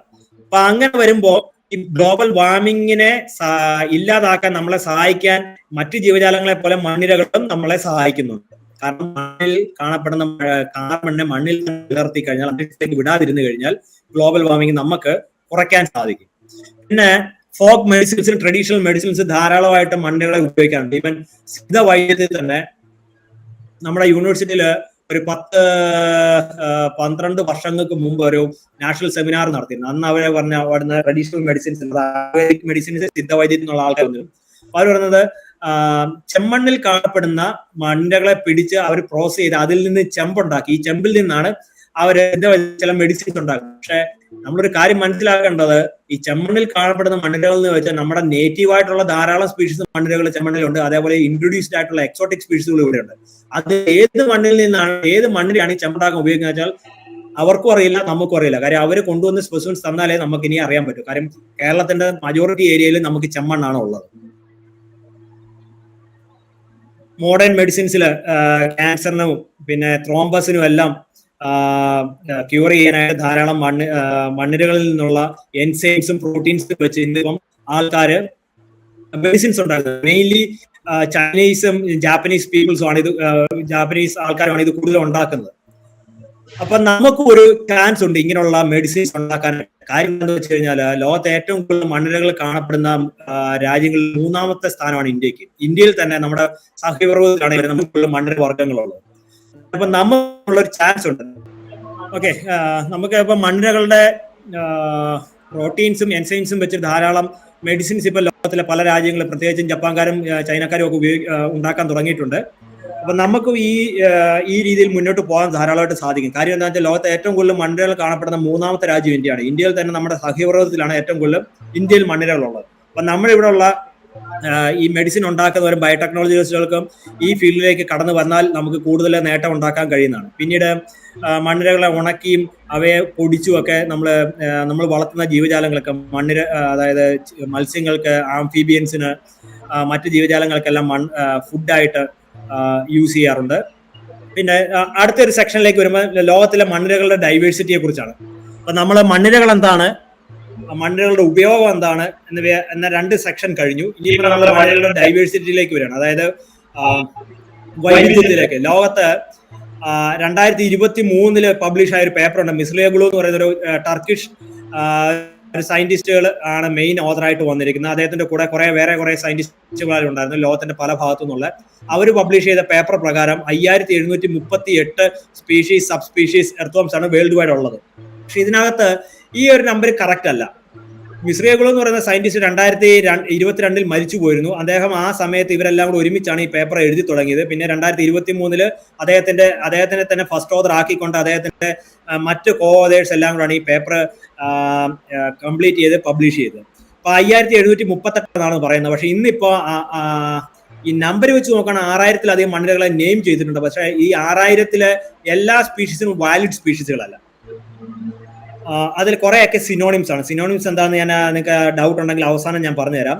ഇന്നിപ്പോ ഒരു എസ്റ്റിമേറ്റഡ് വേൾഡ് സ്പീഷീസ് ഡൈവേഴ്സിറ്റി എന്ന് പറഞ്ഞാൽ 8000 സ്പീഷീസോളം മണ്ണിരകൾ ഈ ലോകത്ത് കാണും എന്നാണ് പറയുന്നത്. ഇന്നും ധാരാളം സ്പീഷീസുകളെ ഡിസ്ക്രൈബ് ചെയ്തുകൊണ്ടേ ഇരിക്കുകയാണ്. നമ്മൾ ഇന്ന് കാണപ്പെടുന്ന മണ്ണിരകളുടെ ആദ്യത്തെ സ്പീഷീസിനെ ഡിസ്ക്രൈബ് ചെയ്ത് ആദ്യത്തെ സയന്റിഫിക്കലി ഡിസ്ക്രൈബ്ഡ് മണ്ണിര എന്ന് പറയുന്ന 1758 കാൾ ലിനേഴ്സ് ഡിസ്ക്രൈബ് ചെയ്ത ലുംബ്രിക്കസ് ടെറസ്ട്രിസ് എന്ന് പറയുന്ന മണ്ണിരയാണ്. ഇപ്പൊ എല്ലാവരുടെയും വിചാരമുണ്ട് ഈ സയന്റിഫിക് നെയിമിങ് തുടങ്ങി വെച്ചത് ലിനേഴ്സ് ആണെന്നാണ്. ആക്ച്വലി അങ്ങനെയല്ല. ലിനേഴ്സിന് മുമ്പും സയന്റിഫിക് നെയിമുകൾ ആൾക്കാർ കൊടുക്കുന്നുണ്ട്. പക്ഷെ ഇന്ന് നമ്മൾ ഫോളോ ചെയ്യുന്ന രീതിയിലുള്ള ശാസ്ത്ര നാമം അല്ലെങ്കിൽ ശാസ്ത്രീയമായി എങ്ങനെ ശാസ്ത്രനാമം കൊടുക്കാം എന്നുള്ള ആ രീതികൾ തുടങ്ങി വെച്ച വ്യക്തിയാണ് ലിനേഴ്സ്. അദ്ദേഹം ആദ്യമായിട്ട് അങ്ങനെ ശാസ്ത്രീയ നാമം കിട്ടിയ ലുംബ്രിക്കസ് ടെറസ്ട്രിസ് ആണ്. അതിന് മുമ്പ് ശാസ്ത്രനാമം ഉണ്ട്. പക്ഷെ ഇന്ന് പറയുന്ന പോലെ ഒരു ജീനസ് നെയിമും ഒരു സ്പെസിഫിക് നെയിം വെച്ചിട്ടുള്ള ശാസ്ത്രനാമം ആയിരുന്നില്ല അതിന് മുമ്പ് ഉണ്ടായിരുന്നത്. അതിന് മുമ്പ് ഒരു ചെറിയ ജീവിക്ക് ഉള്ള ശാസ്ത്രനാമം എന്ന് പറയുന്നത് ലാറ്റിനിൽ ഒരു പാരഗ്രാഫ് ഒക്കെ ആയിരിക്കും, 10, 40, 50 ലൈനൊക്കെ വരുന്ന ശാസ്ത്രനാമങ്ങൾ. അതൊരിക്കലും ആൾക്കാർക്ക് പെട്ടെന്ന് പറഞ്ഞു വെക്കാൻ പറ്റില്ല. കാര്യം നമ്മൾ എന്തിനാണ് ശാസ്ത്രനാമം കൊടുക്കുന്നതെന്ന് വെച്ച് കഴിഞ്ഞാൽ അത് വേൾഡ് വൈഡ് ഒരു ജീവിക്ക് ഒറ്റ ശാസ്ത്രനാമേ കാണാവുള്ളൂ. അത് പറയാൻ വളരെ എളുപ്പത്തിൽ ബൈഹാർട്ട് ചെയ്യണം, അല്ലെങ്കിൽ അത് നമുക്ക് പറയാൻ പറ്റണം. ഇല്ലാന്നുണ്ടെങ്കിൽ അതുമായിട്ട് ബന്ധപ്പെട്ടിട്ടുള്ള എന്താ പറയുക ഇൻഫർമേഷൻസ് എല്ലാം നമുക്ക് സ്റ്റോർ ചെയ്യാൻ പറ്റാതെ വരും. അങ്ങനെയുള്ള ഒരു ക്ലാസിഫിക്കേഷൻ കൊണ്ടുവന്നാണ് ലിനേഴ്സ്. അതിനു മുമ്പും ശാസ്ത്രനാമങ്ങൾ ഉണ്ട് എന്നുള്ള കാര്യം നിങ്ങൾ മനസ്സിലാക്കുക. പിന്നെ ഇതൊരു പഴയ പിക്ചറാണ്. ഇതിനാണ് ലോകത്തിലെ ഏറ്റവും കൂടുതൽ എർത്തുവമുള്ള രാജ്യം ഓസ്ട്രേലിയ, അത് കഴിഞ്ഞ് ഇന്ത്യ എന്നാണ് കിടക്കുന്നത്. ആക്ച്വലി അതല്ല, ചൈനയാണ് ഇന്ന് ഓസ്ട്രേലിയ കഴിഞ്ഞാൽ ഏറ്റവും കൂടുതൽ എർത്തുവമുള്ള രാജ്യം. അതിനുശേഷമാണ് ഇന്ത്യ വരുന്നത്. അപ്പൊ നമ്മൾ ബയോഡൈവേഴ്സിറ്റിയുടെ കാര്യം വരുമ്പോൾ ലോകത്ത് ഏറ്റവും കൂടുതൽ ബയോഡൈവേഴ്സിറ്റി ഉള്ള രാജ്യങ്ങൾ ഏതൊക്കെയെന്ന് ചോദിച്ചു കഴിഞ്ഞാൽ പറയുന്നത് ബ്രസീൽ, കൊളംബിയ എന്നൊക്കെ നമ്മൾ പറയാറുണ്ട്. അതെല്ലാം ആമസോൺ റീജിയൻ ആണ്. പക്ഷെ ഇവിടെ നിങ്ങൾ നോക്കുക, ബ്രസീലിലേക്ക് നോക്കിക്കഴിഞ്ഞാൽ ബ്രസീലില് ഇന്ത്യയെക്കാളിലും കുറവാണ് എർത്തുവംശം. പക്ഷെ ഓസ്ട്രേലിയ എന്ന് വെച്ചാൽ ട്രോപ്പിക്കൽ രാജ്യമല്ല, സദേൺ ഹെമിസ്ഫിയറിൽ കിടക്കുന്ന ഓസ്ട്രേലിയയുടെ ഒരു 80% ഡ്രൈ സോണാണ്. ഹ്യൂമൻ ഇൻഹാബിറ്റേഷൻ കുറഞ്ഞ അല്ലെങ്കിൽ മനുഷ്യന് താമസിക്കാൻ പറ്റാത്ത ഡെസേർട്ട് കണ്ടീഷൻ ഉള്ള ഏരിയയാണ് ഓസ്ട്രേലിയ. പക്ഷെ അവിടെ ധാരാളം സ്പീഷീസ് ഉണ്ട്. എന്തുകൊണ്ടായിരിക്കാം അവിടെ ഇങ്ങനെ വന്നു എന്ന് ചോദിച്ചു കഴിഞ്ഞാൽ, ആമസോൺ പോലുള്ള കാടുകളിൽ ഇല്ലാത്തതിനേക്കാളും കൂടുതൽ ഡൈവേഴ്സിറ്റി ഓസ്ട്രേലിയയിൽ വന്നു. ഒറ്റ റീസണേ ഉള്ളൂ. കാര്യം എന്താന്ന് വെച്ച് കഴിഞ്ഞാൽ അവിടെ കൂടുതൽ പഠനങ്ങൾ നടന്നിട്ടുണ്ട്. ഇപ്പൊ നമ്മള് മത്സ്യങ്ങളിലേക്ക് വരികയാണെങ്കിൽ ലോകത്തിലെ ഏറ്റവും കൂടുതൽ കാണപ്പെടുന്ന മത്സ്യം എവിടെയാണുള്ളതെന്ന് ചോദിച്ചാൽ കടലിലാണ് ഏറ്റവും കൂടുതൽ മത്സ്യങ്ങളുള്ളത്. എത്ര ശതമാനം എന്ന് ചോദിച്ചാൽ 52%. ഇന്ന് വരെ കണ്ടെത്തിയിട്ടുള്ള മത്സ്യങ്ങളുടെ 52% കടലിലാണുള്ളത്. ബാക്കി 48% മാത്രമേ ശുദ്ധജലത്തിലുള്ളൂ. പക്ഷേ ശുദ്ധജലം, ലോകത്ത് കാണപ്പെടുന്ന വെള്ളത്തിന്റെ എത്ര ശതമാനമാണ് ശുദ്ധജലം എന്ന് വരുമ്പോഴാണ് വളരെ ഇൻട്രസ്റ്റിംഗ്. വളരെ കുറച്ച് ശതമാനം മാത്രമേ ഉള്ളൂ ശുദ്ധജലമുള്ളൂ. പക്ഷെ ആ ശുദ്ധജലത്തിൽ നിന്നാണ് 48% മത്സ്യങ്ങളെയും നമ്മൾ കണ്ടെത്തിയിരിക്കുന്നത്. കാരണം എന്ന് വെച്ചാൽ കടൽ എന്ന് വെച്ചാൽ വളരെ വാസ്റ്റ് ആണ്. കടലിന്റെ പെലാജിക് റീജിയനിലേക്ക്, അബിസൽ ഡെപ്തിലേക്ക് ഇന്നും നമുക്ക് പല ഏരിയയിലേക്ക് ചെന്നെത്താൻ പറ്റിയിട്ടില്ല. അത് കാരണമാണ് കടലിൽ നിന്ന് അത്രയും 52% മത്സ്യങ്ങളെ കണ്ടെത്തിയിരിക്കുന്നത്. പക്ഷേ അതേപോലെ തന്നെയാണ് ഓസ്ട്രേലിയക്ക് വരുമ്പോൾ ഓസ്ട്രേലിയയിലെ പല ഏരിയകളിലും കോളനിയൽ ടൈം പീരീഡ്. അപ്പൊ ഓസ്ട്രേലിയ എന്ന് വെച്ച് കഴിഞ്ഞാൽ ബ്രിട്ടീഷുകാരുടെ കോളനി ആയിരുന്നു. അപ്പൊ ആ കാലഘട്ടം തൊട്ട് കണ്ടിന്യൂസ് ആയിട്ട് അവിടെ വർക്കുകൾ എർത്തുവമിൽ നടക്കുന്നുണ്ട്. ഇന്ത്യയിലും 1872 ആദ്യമായിട്ടുള്ള ഇന്ത്യ എന്നൊരു സ്പീഷീസിനെ മണ്ണിനെ ഡിസ്ക്രൈബ് ചെയ്തത്. അതിനുശേഷം ഒരു 90s 20s ധാരാളം വർക്കുകൾ നടന്നു. പിന്നീട് ആഫ്റ്റർ ഇൻഡിപെൻഡൻസിന് നമുക്ക് വലിയ വർക്കുകളില്ല. 1970s ശേഷമാണ്, 1970-കൾക്ക് ശേഷമാണ് വീണ്ടും മണ്ണിനെ കുറിച്ചുള്ള പഠനം ഇന്ത്യയിൽ തുടങ്ങിയത്. ഡോക്ടർ ജയം ജുൽക്ക എന്ന് പറയുന്ന സാറിന്റെ കീഴിൽ അദ്ദേഹത്തിന്റെ പടമൊക്കെ ഞാൻ കാണിക്കാം. അത് കാരണം നമുക്കൊരു ഗ്യാപ്പ് വന്നതാണ്. നമുക്ക് ഇത്ര സ്പീഷീസ് ഡൈവേഴ്സിറ്റി ബ്രിട്ടീഷുകാർ കുറെ പഠിച്ചു, അതിനുശേഷം നമുക്കൊരു ഗ്യാപ്പ് വന്നു. വീണ്ടും നമ്മുടെ ഇവിടെ ടാക്സോണമിസ്റ്റുകൾ ഉണ്ടായി, പഠനങ്ങൾ നടത്തി. പക്ഷെ ബ്രസീലിൽ ഇതേപോലെ ടാക്സോണമിസ്റ്റുകൾ കുറവായിരുന്നു.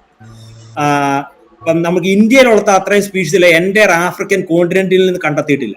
പക്ഷെ ആഫ്രിക്കൻ കോണ്ടിനെന്റിൽ ഇന്ത്യയിൽക്കാർക്ക് കൂടുതൽ സ്പീഷീസ് ഉണ്ടെന്നുള്ള കാര്യം ഉറപ്പാണ്. കാര്യം ആമസോൺ കാടുകൾ പോലെ തന്നെ വളരെ നിഗൂഢമായിട്ടുള്ള കാടുകളുള്ള ഏരിയയാണ് ആഫ്രിക്കയിലെ കോങ്കോ നദീതട പ്രദേശങ്ങൾ. പക്ഷെ അവിടെയൊന്നും ആരും പോയി പഠനങ്ങൾ നടത്താത്ത കാരണമാണ് എൻ്റെ ആഫ്രിക്കയിൽ നിന്ന് ഇത്രയും സ്പീഷീസുകൾ, ഇന്ത്യയിൽ കാണുന്ന അത്രയും പോലും സ്പീഷീസുകൾ ഇല്ലാത്തത്. ഓസ്ട്രേലിയയില് ബ്രിട്ടീഷുകാരുടെ ടൈം പീരീഡ് തൊട്ട് അതിനുശേഷവും കണ്ടിന്യൂസ് ആയിട്ട് വർക്കുകൾ നടന്നാണ് ധാരാളം സ്പീഷീസിനെ അവിടുത്തെ ഡിസ്ക്രൈബ് ചെയ്തു. അത് കാരണമാണ് ഓസ്ട്രേലിയയിലെ ഏറ്റവും കൂടുതൽ സ്പീഷീസുകൾ ഉള്ളത്. പിന്നെ ഇന്ത്യൻ സബ് കോണ്ടിനെന്റിലേക്ക് മണ്ണിരകളെക്കുറിച്ചുള്ള പഠനങ്ങളിലേക്ക് വരുമ്പോൾ ഇന്ത്യൻ സബ് കോണ്ടിനെന്റിൽ നിന്നുള്ള ആദ്യത്തെ സ്പീഷീസിനെ ഡിസ്ക്രൈബ് ചെയ്ത 1844 ടെമ്പിൾട്ടൺ എന്ന് പറയുന്ന സയന്റിസ്റ്റ് ആണ് മെഗാസ്കോളക്സ് സെറുലീസ് എന്ന് പറഞ്ഞ സ്പീഷീസിനെ ശ്രീലങ്കയിൽ നിന്നാണ് കണ്ടുപിടിച്ചത്. ശ്രീലങ്കയിൽ നിന്ന് 1844 കണ്ടുപിടിച്ചതിന് ശേഷം ഇന്ത്യയിൽ നിന്ന് കണ്ടുപിടിക്കുന്നത് 1872 1872 പെരിക്കീറ്റ ഹൗലറ്റായി എന്ന് പറഞ്ഞൊരു സ്പീഷീസിനെ ഡിസ്ക്രൈബ് ചെയ്തു. പക്ഷെ അതൊരു വിദേശ മണ്ണിരയായിരുന്നു. അതിനെക്കുറിച്ച് നമുക്ക് വിദേശ മണ്ണിരകളെ കുറിച്ച് സംസാരിക്കുന്ന ഏരിയയിൽ പറയാം, അല്ലെങ്കിൽ ലാസ്റ്റ് ചോദിച്ചാൽ മതി, ഞാൻ അതിനെക്കുറിച്ച് ഇപ്പോൾ പറയാൻ തരാം. പിന്നെ റോസ എന്ന് പറയുന്ന ഒരു ഇറ്റാലിയൻ സയന്റിസ്റ്റ് 1894 മിഷേൽസൺ എന്ന് പറയുന്ന ജർമ്മൻകാരൻ, സ്റ്റീഫൻസ് എന്ന് പറയുന്ന ബ്രിട്ടീഷുകാർ, ഗേറ്റ്സ്, ജുൽക്ക തുടങ്ങിയവരെല്ലാം ഇന്ത്യൻ സബ് കോണ്ടിനെന്റിന്റെ പല ഭാഗത്തു നിന്നുള്ള മണ്ണിരകളെ കുറിച്ച് പഠിച്ച് ഡിസ്ക്രൈബ് ചെയ്തിട്ടുണ്ട്.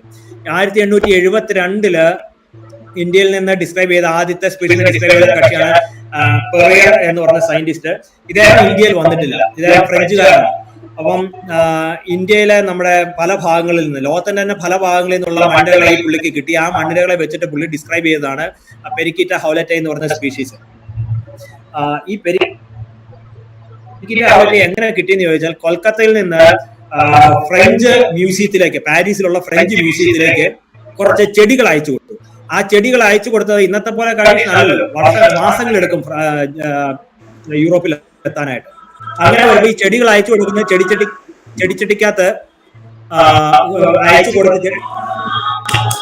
ചെടി അയച്ചു കൊടുത്തതിന്റെ കൂട്ടത്തില് ഉണ്ടായിരുന്ന മണ്ണിരെ അദ്ദേഹം പുതിയ സ്പീഷീസ് ആയിട്ട് ഡിസ്ക്രൈബ് ചെയ്തു. അങ്ങനെയാണ് ഇന്ത്യയിൽ നിന്നുള്ള ആദ്യത്തെ സ്പീഷീസിനെ ഡിസ്ക്രൈബ് ചെയ്യാൻ കഴിഞ്ഞത്. അതേപോലെ തന്നെ ആൽഫ്രഡ് ഗിബ്സ് ബോൺ, ഇദ്ദേഹമാണ് ദ്രാവിഡ നിലംബോരൻസിസ് എന്ന് പറഞ്ഞ സ്പീഷീസിനെ കേരളത്തിൽ ഡിസ്ക്രൈബ് ചെയ്തത് ഇതാണ്. കേരളത്തിൽ നിന്ന് ഡിസ്ക്രൈബ് ചെയ്യാൻ എക്സ്റ്റേണൽ ഫീച്ചേഴ്സ് നിങ്ങൾ മണ്ണിരകളെ കണ്ടിട്ടുണ്ടായിരിക്കും. അതിന് എക്സ്റ്റേണൽ ഫീച്ചേഴ്സ് വളരെ കുറവാണ്. അതായത് സെഗ്മെന്റ് ആയാലും കുറച്ച് മാർക്കിങ്സ് മാത്രം ഒരു എക്സ്റ്റേണൽ ഫീച്ചേഴ്സ് കുറവായത് കാരണം വേഗം. അതിനുശേഷം ബെൻഹാം തുടങ്ങിയ ആൾക്കാർ ബ്രിട്ടീഷുകാരായിരുന്നു. ഇവർ വന്നപ്പോ ഇവർ അതിന്റെ ഇന്റേണൽ ഓർഗൻസ് ഇന്റേണൽ ഓർഗൻസ് ആരുടെയോ ഓഡിയോ ഓൺ ആണ് കേട്ടോ, അതൊന്ന് മ്യൂട്ട് ചെയ്തേക്കും. അപ്പൊ ആ ഇന്റേണൽ ഓർഗൻസും കൂടെ നോക്കിയിട്ടാണ് പല സ്പീഷീസുകൾ ഇന്ന് നമ്മൾ ഡിസ്ക്രൈബ് ചെയ്യുന്നത്. പിന്നെ ജൊനാഥൻ വിൽഹം മിഷേൽസൺ എന്ന് പറയുന്ന ജൊനാഥൻ അല്ല, യോഹാൻ വിൽഹം മിഷേൽസൺ എന്ന് പറഞ്ഞ ജർമ്മൻകാരൻ. ഇദ്ദേഹമാണ് ലോകത്തിന്റെ പല ഭാഗങ്ങളിൽ നിന്നുള്ള മണ്ണിരകളെ ധാരാളമായിട്ട് ഡിസ്ക്രൈബ് ചെയ്തൊരു ക്ലാസിക്കൽ ടാക്സോണമിസ്റ്റ് ആണ്. അതിനുശേഷം യൂയി കോഗ്നറ്റി ഡി മാർട്ടിസ് എന്ന് പറയുന്ന ഇറ്റാലിയൻ, ജോൺ സ്റ്റീഫൻസൺ, ഇദ്ദേഹം ഇന്ത്യയിൽ താമസിച്ചിരുന്ന ബ്രിട്ടീഷുകാരനാണ്. ഇദ്ദേഹത്തിന്റെ പ്രത്യേകത എന്താ വെച്ചാൽ ഇദ്ദേഹം ഒരു പോളിഗ്ലോട്ട് ആയിരുന്നു. ധാരാളം ലാംഗ്വേജ് ഇദ്ദേഹത്തിന് അറിയാമായിരുന്നു. അതായത് ഹിന്ദി, ഉറുദു, പേർഷ്യൻ ഭാഷയിലേക്ക് ഇന്ത്യയിൽ നിന്നുള്ള പല ബുക്കുകൾ പുള്ളി പേർഷ്യൻ ഭാഷയിലേക്കും പേർഷ്യനിൽ നമ്മുടെ ഇന്ത്യൻ ഭാഷകളിലേക്കും അതേപോലെ ഇംഗ്ലീഷിലേക്കും എല്ലാം തർജ്ജമ ചെയ്തിരുന്നു. അതുപോലെ 1923 British corner of British India സീരീസിന്റെ പോർഷൻ ആയിട്ട് ഒലിഗോ കീറ്റ, അതായത് മണ്ണിരകൾ ഇൻക്ലൂഡ് ചെയ്യുന്ന ഒലിഗോ കീറ്റയുടെ എന്ന് പറഞ്ഞൊരു പുസ്തകം എഴുതിയത്. അന്നേരം അദ്ദേഹം ഒരു ഡോക്ടർ ആയിരുന്നു, മിലിറ്ററി ഡോക്ടർ ആയിരുന്നു. പോരാതെ ഇന്നത്തെ ലാഹോറിലെ ഒരു കോളേജിലെ സുവോളജി അധ്യാപകനായി പഠിപ്പിക്കുന്നുണ്ടായിരുന്നു. മിലിറ്ററി ഡോക്ടറാണ്, പഠിപ്പിക്കുന്നുണ്ടായിരുന്നു. ഇതേപോലെ പുസ്തകങ്ങൾ പുള്ളി തർജ്ജമ ചെയ്യുന്നുണ്ടായിരുന്നു. അതേപോലെ മണ്ണിരകളെ കുറിച്ച് ധാരാളം സയന്റിഫിക് പേപ്പറുകൾ ഇരുന്നു. അപ്പൊ ആലോചിച്ച് അന്നത്തെ കാലത്ത് ഇന്നത്തെ പോലെ കറണ്ട് അത്ര ഇല്ല, ഇന്നത്തെ പോലുള്ള മൈക്രോസ്കോപ്പുകളില്ല. അന്നത്തെ കാലത്ത് പുള്ളി ധാരാളം സ്പീഷീസ് ഇന്ത്യയിൽ നിന്ന് ഡിസ്ക്രൈബ് ചെയ്തു.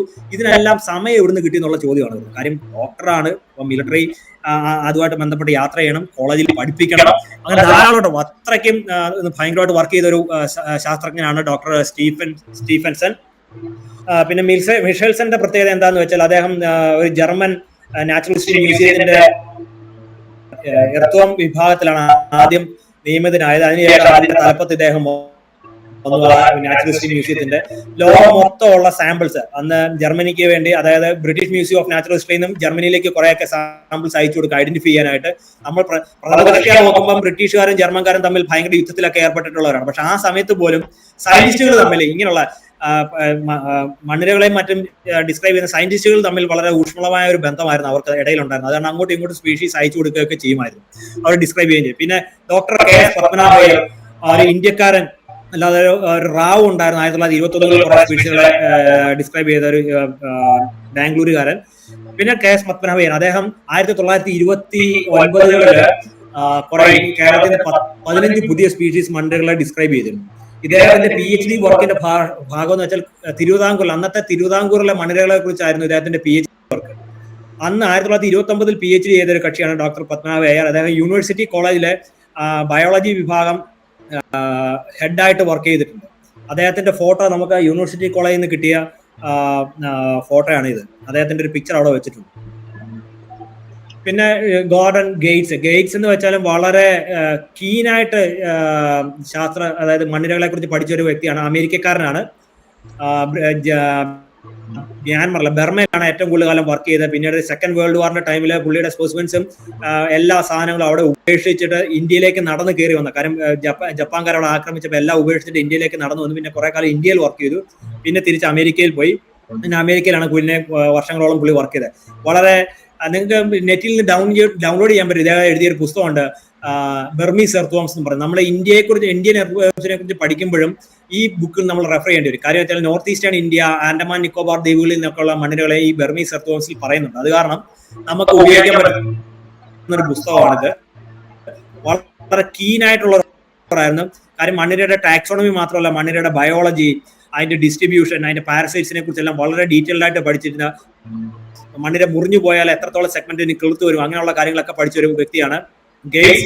പിന്നെ ഡോക്ടർ ജതീന്ദ്ര മോഹൻ ജുൽക്ക, ഡോക്ടർ രാഹുൽ പൽവാൽ, ഇവർ രണ്ടുപേരും സുവോളജിക്കൽ സർവേ ഓഫ് ഇന്ത്യയിൽ നിന്ന്, അതായത് ബ്രിട്ടീഷ് ഉണ്ടാക്കി വെച്ച സംഘടനകളിൽ ഒന്നാണ് zoological survey of India, botanical survey of India, anthropological survey of India, survey of India, എനിക്ക് തോന്നുന്നു ആർക്കിയോളജിക്കൽ സർവേ ഓഫ് ഇന്ത്യയും ബ്രിട്ടീഷുകാരാണ് ഉണ്ടാക്കിയിരിക്കുന്നത്. ഇന്ന് അവിടെ സയന്റിസ്റ്റ് ആയിട്ടുണ്ടായിരുന്ന രണ്ടുപേരാണ്, ജുൽഖർ സാറും പലിവാൽ സാറും. ഇവരുടെ രണ്ടുപേരുടെയും കീഴിലാണ് നമ്മൾ ഇവിടുത്തെ നമ്മുടെ യൂണിവേഴ്സിറ്റിയിലെ സെന്റർ, മണ്ണിര ഗവേഷണ സെന്റർ നമ്മൾ സ്റ്റാർട്ട് ചെയ്ത്. ഇവർ രണ്ടുപേരും നമ്മുടെ സെന്ററിൽ വന്നു പോകാറുണ്ട്. 10 തൊട്ട് 20 വരെ 2020 വരെ കണ്ടിന്യൂസ് വരുമായിരുന്നു. പിന്നീട് കോവിഡിന് ശേഷം അദ്ദേഹം ഇങ്ങോട്ട് വന്നിട്ടില്ല, നമ്മളും അങ്ങോട്ട് പോയിട്ടില്ല, ഇനി പോകേണ്ടിയിരിക്കുന്ന കാര്യം ഇവരുടെയൊക്കെ വാസ്റ്റ്ലി എക്സ്പീരിയൻസ്ഡ് ആൾക്കാരാണ്. ഇവരിൽ നിന്നുള്ള ആ എക്സ്പീരിയൻസ് നമുക്ക് നമ്മുടെ വർക്കിനെ ധാരാളമായിട്ട് ഹെൽപ്പ് ചെയ്യുന്നുണ്ട്. പിന്നെ ഇന്ത്യയിൽ നിന്ന് ഒരു സ്പീഷീസിനെ ഡിസ്ക്രൈബ് ചെയ്ത ഒരാളാണ് ജമൈസൺ. ഇന്നിപ്പോൾ ഇദ്ദേഹത്തിന് 93 വയസ്സുണ്ട്. ഇത് ഇന്ത്യയിൽ നിന്ന് കുറെ സ്പീഷീസിനെ പുള്ളി ഡിസ്ക്രൈബ് ചെയ്തിട്ടുണ്ട്. 50 വർഷങ്ങൾക്ക് മുമ്പ് കുറെ സ്പീഷീസ്. പക്ഷെ ഇത് പുള്ളി ഇന്ത്യയിൽ നിന്ന് പിടിച്ചുകൊണ്ട് പോയതല്ല. ട്രോയ് എന്ന് പറയുന്ന ഒരു ഫാദർ ട്രോയ് ഉണ്ടായിരുന്നു കൊടൈക്കനാൽ, അദ്ദേഹം കളക്ട് ചെയ്ത് പുള്ളിക്ക് അയച്ചു കൊടുത്താണ് ഇദ്ദേഹം അതിനെ ഡിസ്ക്രൈബ് ചെയ്തു. ഇദ്ദേഹത്തിന്റെ പ്രത്യേകത 93 വയസ്സുണ്ട്. ഈ ജനുവരിയിൽ കൂടി ഇദ്ദേഹം ഒരു പുതിയ പേപ്പർ എഴുതി. നമ്മളിവിടെയാണ് 56 വയസ്സ് അല്ലെങ്കിൽ 60 വയസ്സാകുമ്പോൾ റിട്ടയർഡ് ആയി, അത് കഴിഞ്ഞാൽ പിന്നീട് ആൾക്കാർ വർക്ക് ചെയ്യില്ല. അദ്ദേഹം ഈ 93-ാമത്തെ വയസ്സിലും ഇപ്പോഴും ഒരു വേൾഡ് ഫേമസ് ആയിട്ടുള്ള ഒരു പേപ്പർ ഇപ്പോഴും എഴുതിയിട്ടിരിക്കുന്ന ഒരാളാണ്. ഇതാണ് ബാക്ക് ബോൺ ഓഫ് ഇന്ത്യൻ മെഗാഡ്രിലോളജി. മെഗാഡ്രിലോളജി എന്ന് വെച്ചാൽ എർത്തോമിനെ കുറിച്ചുള്ള സ്റ്റഡിയാണ്. ഈ 2 ബുക്കാണ് 1923 ഫോൺ ഓഫ് ബ്രിട്ടീഷ് ഇന്ത്യ സീരീസിന്റെ പോർഷൻ ആയിട്ട് സ്റ്റീഫൻസൺ എഴുതിയ ഒലിഗോകീറ്റ എന്ന് പറഞ്ഞ പുസ്തകം. ഇതാണ് ഒരു ക്ലാസിക്കൽ പുസ്തകം, ഇതാണ് നമ്മുടെ ബേസ് ആയിട്ട് നമ്മൾ കണക്കാക്കുന്ന പുസ്തകം. പിന്നെ ഞാൻ മുമ്പേ പറഞ്ഞ ബർമീസ് എർത്തോംസ് എന്ന് പറഞ്ഞ ഗേറ്റ്സ് 1972 ഇറക്കിയ പുസ്തകം. പിന്നെ fauna of British India and adjacent countries എന്നും പറഞ്ഞ് സുവോളജിക്കൽ സർവേ ഓഫ് ഇന്ത്യ 1988 ജുൽഖർ സാർ എഴുതിയ ഒരു പുസ്തകമാണ് മെഗാഡ്രൽ ഒലിഗോകീറ്റ് വോംസിന്റെ ഒക്ടോകീറ്റിഡി എന്ന് പറഞ്ഞ ഫാമിലി. പക്ഷെ ഇന്ന് ഈ ഒക്ടോകീറ്റിഡി എന്ന് പറഞ്ഞ കുടുംബം ഇല്ല. ഈ ഒക്ടോകീറ്റിഡി കുടുംബത്തിലുണ്ടായിരുന്ന 99% എർത്തോംസിനെ നമ്മൾ അക്കാൻഡ്രോഡിലിഡി എന്ന് പറഞ്ഞൊരു ഫാമിലിയിലേക്ക് മാറ്റി. അതിൽ ചിലതിനെ നമ്മൾ മെഗാസ്കോളൈസിഡി എന്ന് പറഞ്ഞ ഫാമിലിയിലോട്ടും കൊണ്ടുപോയിട്ടുണ്ട്. അന്ന് എഴുതിയ പുസ്തകമാണ്. ഇതും ഒരു ക്ലാസിക്കൽ പുസ്തകമാണ്, നമ്മൾ ഇന്ന് ഐഡന്റിഫൈ ചെയ്യുന്നതിന് വേണ്ടി ഡിപ്പെൻഡ് ചെയ്യുന്ന പുസ്തകം. പിന്നെ 1923 കഴിഞ്ഞ് 2022 വരെ ഉള്ള കാലഘട്ടത്തിനിടയിൽ എല്ലാ സ്പീഷീസിന്റെയും ക്ലാസിഫിക്കേഷൻ ഒത്തിരി മാറി. സയൻസ് ഇങ്ങനെ മാറിക്കൊണ്ടേയിരിക്കും ക്ലാസിഫിക്കേഷൻ ഒക്കെ. ഞാനിപ്പോൾ പറഞ്ഞല്ലോ അക്കാൻഡ്രോഡിലിഡിയിലേക്ക് കൊണ്ടുവന്നു മെഗാ ഒക്ടോകീഡി എന്ന് പറയുന്ന ഫാമിലിയിൽ നിന്ന്. അപ്പോൾ ഇതിന്റെ എല്ലാം സയന്റിഫിക് നെയിംസിലെ ജീനസ് നെയിം ഒക്കെ ജനറിക് നെയിം ഒക്കെ മാറിയിട്ടുണ്ട്. അതെല്ലാം ഇൻക്ലൂഡ് ചെയ്തുകൊണ്ട് നമ്മൾ 1872 തൊട്ട് 2022 വരെ ഇന്ത്യയിൽ കണ്ടെത്തിയ മണ്ണിരകളുടെ എല്ലാം കൂടെ കമ്പയർ ചെയ്ത് അതിന്റെ സയന്റിഫിക്കൽ അതിന്റെ കറക്റ്റ് ഓർഡർ വൈസിൽ ഓരോ ജില്ലകളിൽ ഓരോ സ്റ്റേറ്റിൽ എത്രത്തോളം മണ്ണിരകളുണ്ട്, ഓരോ സ്പീഷീസിനെ ആരാണ് ഡിസ്ക്രൈബ് ചെയ്ത് അതിന്റെ ടൈപ്പ് ലൊക്കാലിറ്റി എവിടെ, ആ ടൈപ്പ് സ്പീഷീസിനെ ലോകത്തിലെ ഏത് മ്യൂസിയത്തിലാണ് ഡിപ്പോസിറ്റ് ചെയ്തിരിക്കുന്നത്, ആ മ്യൂസിയം അതിന്റെ കാറ്റലോഗ് നമ്പർ ഇതെല്ലാം ഉൾക്കൊള്ളിച്ചുകൊണ്ട് അതിന്റെ സയന്റിഫിക് നെയിമിന്റെ മീനിങ് എന്താണ് അവയെല്ലാം കൂടി ഉൾക്കൊള്ളിച്ചുകൊണ്ട് നമ്മളൊരു പുസ്തകം പബ്ലിഷ് ചെയ്തിരുന്നു 2023. ഇത് വേറൊരു പുസ്തകം. ഇങ്ങനെ 4 പുസ്തകങ്ങളാണ് നമുക്ക് ഇന്ത്യയിലെ മണ്ണിരകളെ കുറിച്ച് പഠനത്തിനായിട്ട് നമ്മളിപ്പോൾ ഉപയോഗിക്കാൻ പറ്റുന്നത്. പിന്നെ എർത്ത് ഡൈവേഴ്സിറ്റി, ഇന്ത്യയിലെ എർത്ത് ഡൈവേഴ്സിറ്റി എത്രയാണെന്ന് ചോദിച്ചു കഴിഞ്ഞാൽ ഇപ്പോൾ ഈ സ്ലൈഡ് നിങ്ങൾ നോക്കുകയാണ് 470 എന്ന് പറയും. ആക്ച്വലി ഇന്നിപ്പോൾ 473, അതായത് 2024 വരെയുള്ള കണക്കാണ് ഞാൻ ഇന്നത്തെ ഉൾക്കൊള്ളിച്ചിരിക്കുന്നത്. 2025 ആയപ്പോഴത്തേക്ക് നമ്മൾ തന്നെ ഒരു പുതിയ ജെനസിനെ റീസെന്റ് കണ്ടുപിടിച്ചിരുന്നത് വിത്ത് 2 ന്യൂ സ്പീഷീസ്. അതുകൂടാതെ വേറൊരു സ്പീഷീസ്, പിന്നെ മധ്യപ്രദേശിൽ നിന്നുള്ള ഗ്രൂപ്പുകാരെ കുറച്ച് സ്പീഷീസ്, അങ്ങനെ എല്ലാം കൂടെ എൻ്റെ ഒരു സുഹൃത്ത് സുവോളജിക്കൽ സർവേ ഓഫ് ഇന്ത്യയിൽ വർക്ക് ചെയ്യുന്ന ഒരു സുഹൃത്തുണ്ട് ഷാക്കൂർ അഹമ്മദ്, അവനെ ഒരു 2 പുതിയ സ്പീഷീസിനെ ഡിസ്ക്രൈബ് ചെയ്തു. അങ്ങനെ വരുമ്പോൾ നമുക്ക് ഇന്ന് 74 ജനീറകളായിട്ട് 479 സ്പീഷീസോളം മണ്ണിരകള് ഇന്ത്യയിലുണ്ട്. ഇപ്പൊ അതിൽ തന്നെ 61 വിദേശ മണ്ണിരകളാണ്. അപ്പൊ എല്ലാവരും ചോദിക്കുക എങ്ങനെ വിദേശ മണ്ണിരകൾ ഇവിടെ വന്നു. ഞാൻ മുമ്പേ പറഞ്ഞിരുന്നു, ഒരു വിദേശ മണ്ണിരയെ ഇവിടുന്ന് ഫ്രാൻസിൽ കൊടുത്തു വിട്ടപ്പോൾ അവിടുത്തുകാരൻ ഡിസ്ക്രൈബ് ചെയ്തതാണ് ഇന്ത്യയിൽ നിന്നുള്ള ആദ്യത്തെ സ്പീഷീസ്. പക്ഷേ ആ species south east Asian species ആയിരുന്നു, അത് ഇന്ത്യയിൽ ഇൻട്രൊഡ്യൂസ് ചെയ്യപ്പെട്ടതാണ്. അതേപോലെ ഇന്ത്യൻ സ്പീഷീസുകൾ പെരിയോണിക് സൈലാനൻസിസ് അതിനെ ഡിസ്ക്രൈബ് ചെയ്തിരിക്കുന്നത് ശ്രീലങ്ക. സൈലാനൻസിസ് മീൻസ് സിലോൺ. സിലോൺ എന്ന് വെച്ചാൽ ഈ ശ്രീലങ്കയുടെ പഴയ പേര്. ശ്രീലങ്ക ഇൻട്രൊഡ്യൂസ് മൗറീഷ്യസ് എന്നുള്ള പേരാണ് അത് മൗറീഷ്യസ് എന്നാണ് ഡിസ്ക്രൈബ് ചെയ്തത്. പക്ഷെ അത് ഇന്ത്യൻ സ്പീഷീസ് ആണ്. അത് എങ്ങനെ ഇന്ത്യൻ സ്പീഷീസ് എന്ന് വെച്ചാൽ ആ ജീനസിൽപ്പെട്ട എല്ലാ സ്പീഷീസും നമ്മുടെ നെടുങ്കണ്ടമൊക്കെ ഉൾക്കൊള്ളുന്ന കാർഡമം ഹിൽ റിസർവ് ആ റീജിയനിൽ നിന്നുള്ളതാണ്, അതിന്റെ അടുത്ത ഏരിയയിൽ നിന്നുള്ള. അപ്പൊ ഇത് വെച്ചിട്ടാണ് നമ്മൾ പറയുന്നത്. അതേപോലെ നമുക്ക് ഇന്ത്യയിലുള്ള പല സ്പീഷീസുകൾ ലോകത്തിന്റെ പല ഭാഗങ്ങളിലുണ്ട്, പല രാജ്യങ്ങളുണ്ട്. സൗത്ത് അമേരിക്കയിലുള്ള സ്പീഷീസുകൾ ഇന്ത്യയിലുണ്ട്, ആഫ്രിക്കയിലുള്ള സ്പീഷീസുകൾ ഇന്ത്യയിലുണ്ട്, ചൈനയിലുള്ള സ്പീഷീസ് ഇന്ത്യയിലുണ്ട്. അതേപോലെ ഇന്ത്യൻ സ്പീഷീസുകൾ ലോകത്തിന്റെ പല ഭാഗങ്ങളിലുണ്ട്. അങ്ങനെ നമുക്ക് ഈ 479 എണ്ണത്തിൽ 61 വിദേശ മണ്ണിരകളാണ്. ഇന്ത്യയിലെ അഗ്രോ ക്ലൈമാറ്റിക് റീജിയൻ ആണ് ഇത്. ബയോജിയോഗ്രഫിക് സോൺസ് അല്ല ഞാൻ ഇതിനകത്ത് കാണിച്ചിരിക്കുന്ന, അഗ്രോ ക്ലൈമാറ്റിക് റീജിയൻസ്. ലോകത്തിലെ ഇന്ത്യ എന്ന് പറഞ്ഞാൽ ഒരു അത്ഭുതം എന്ന് തന്നെ പറയാം. നമ്മൾ ലോകത്തിലെ 7 ലോകാത്ഭുതങ്ങളുണ്ട്, പക്ഷെ ഇന്ത്യ ലോകത്തിലെ 8ാമത്തെ മഹാത്ഭുതം എന്ന് ഞാൻ പറയും. കാര്യം എന്താ വെച്ചാൽ ഇന്ത്യയിൽ നമുക്ക് എല്ലാ ടൈപ്പ് ഓഫ് ക്ലൈമാറ്റിക് കണ്ടീഷൻസും ഉണ്ട്. ഇന്ത്യയിൽ നമുക്ക് ഡെസേർട്ട് ഉണ്ട്, 2 ടൈപ്പ് ഡെസേർട്ട് ഉണ്ട്. ഒന്ന് ഹോട്ട് ഡെസേർട്ട് ഉണ്ട് രാജസ്ഥാനിൽ, പിന്നെ കോൾഡ് ഡെസേർട്ട് ഉണ്ട് ലഡാക്കിൽ കാണപ്പെടുന്നത്, പിന്നെ ഹിമാലയൻ റീജിയൻ. താഴോട്ട് വന്നു കഴിഞ്ഞാൽ പിന്നെ arid zones, desert, coastal regions, tropical evergreen forest ഉണ്ട് നമുക്ക് സഹ്യപർവ്വതത്തിലുണ്ട്, നോർത്ത് ഈസ്റ്റേൺ ഇന്ത്യയിലുണ്ട്, പിന്നെ ഡെക്കാൻ ട്രാപ്സ് ഉണ്ട്.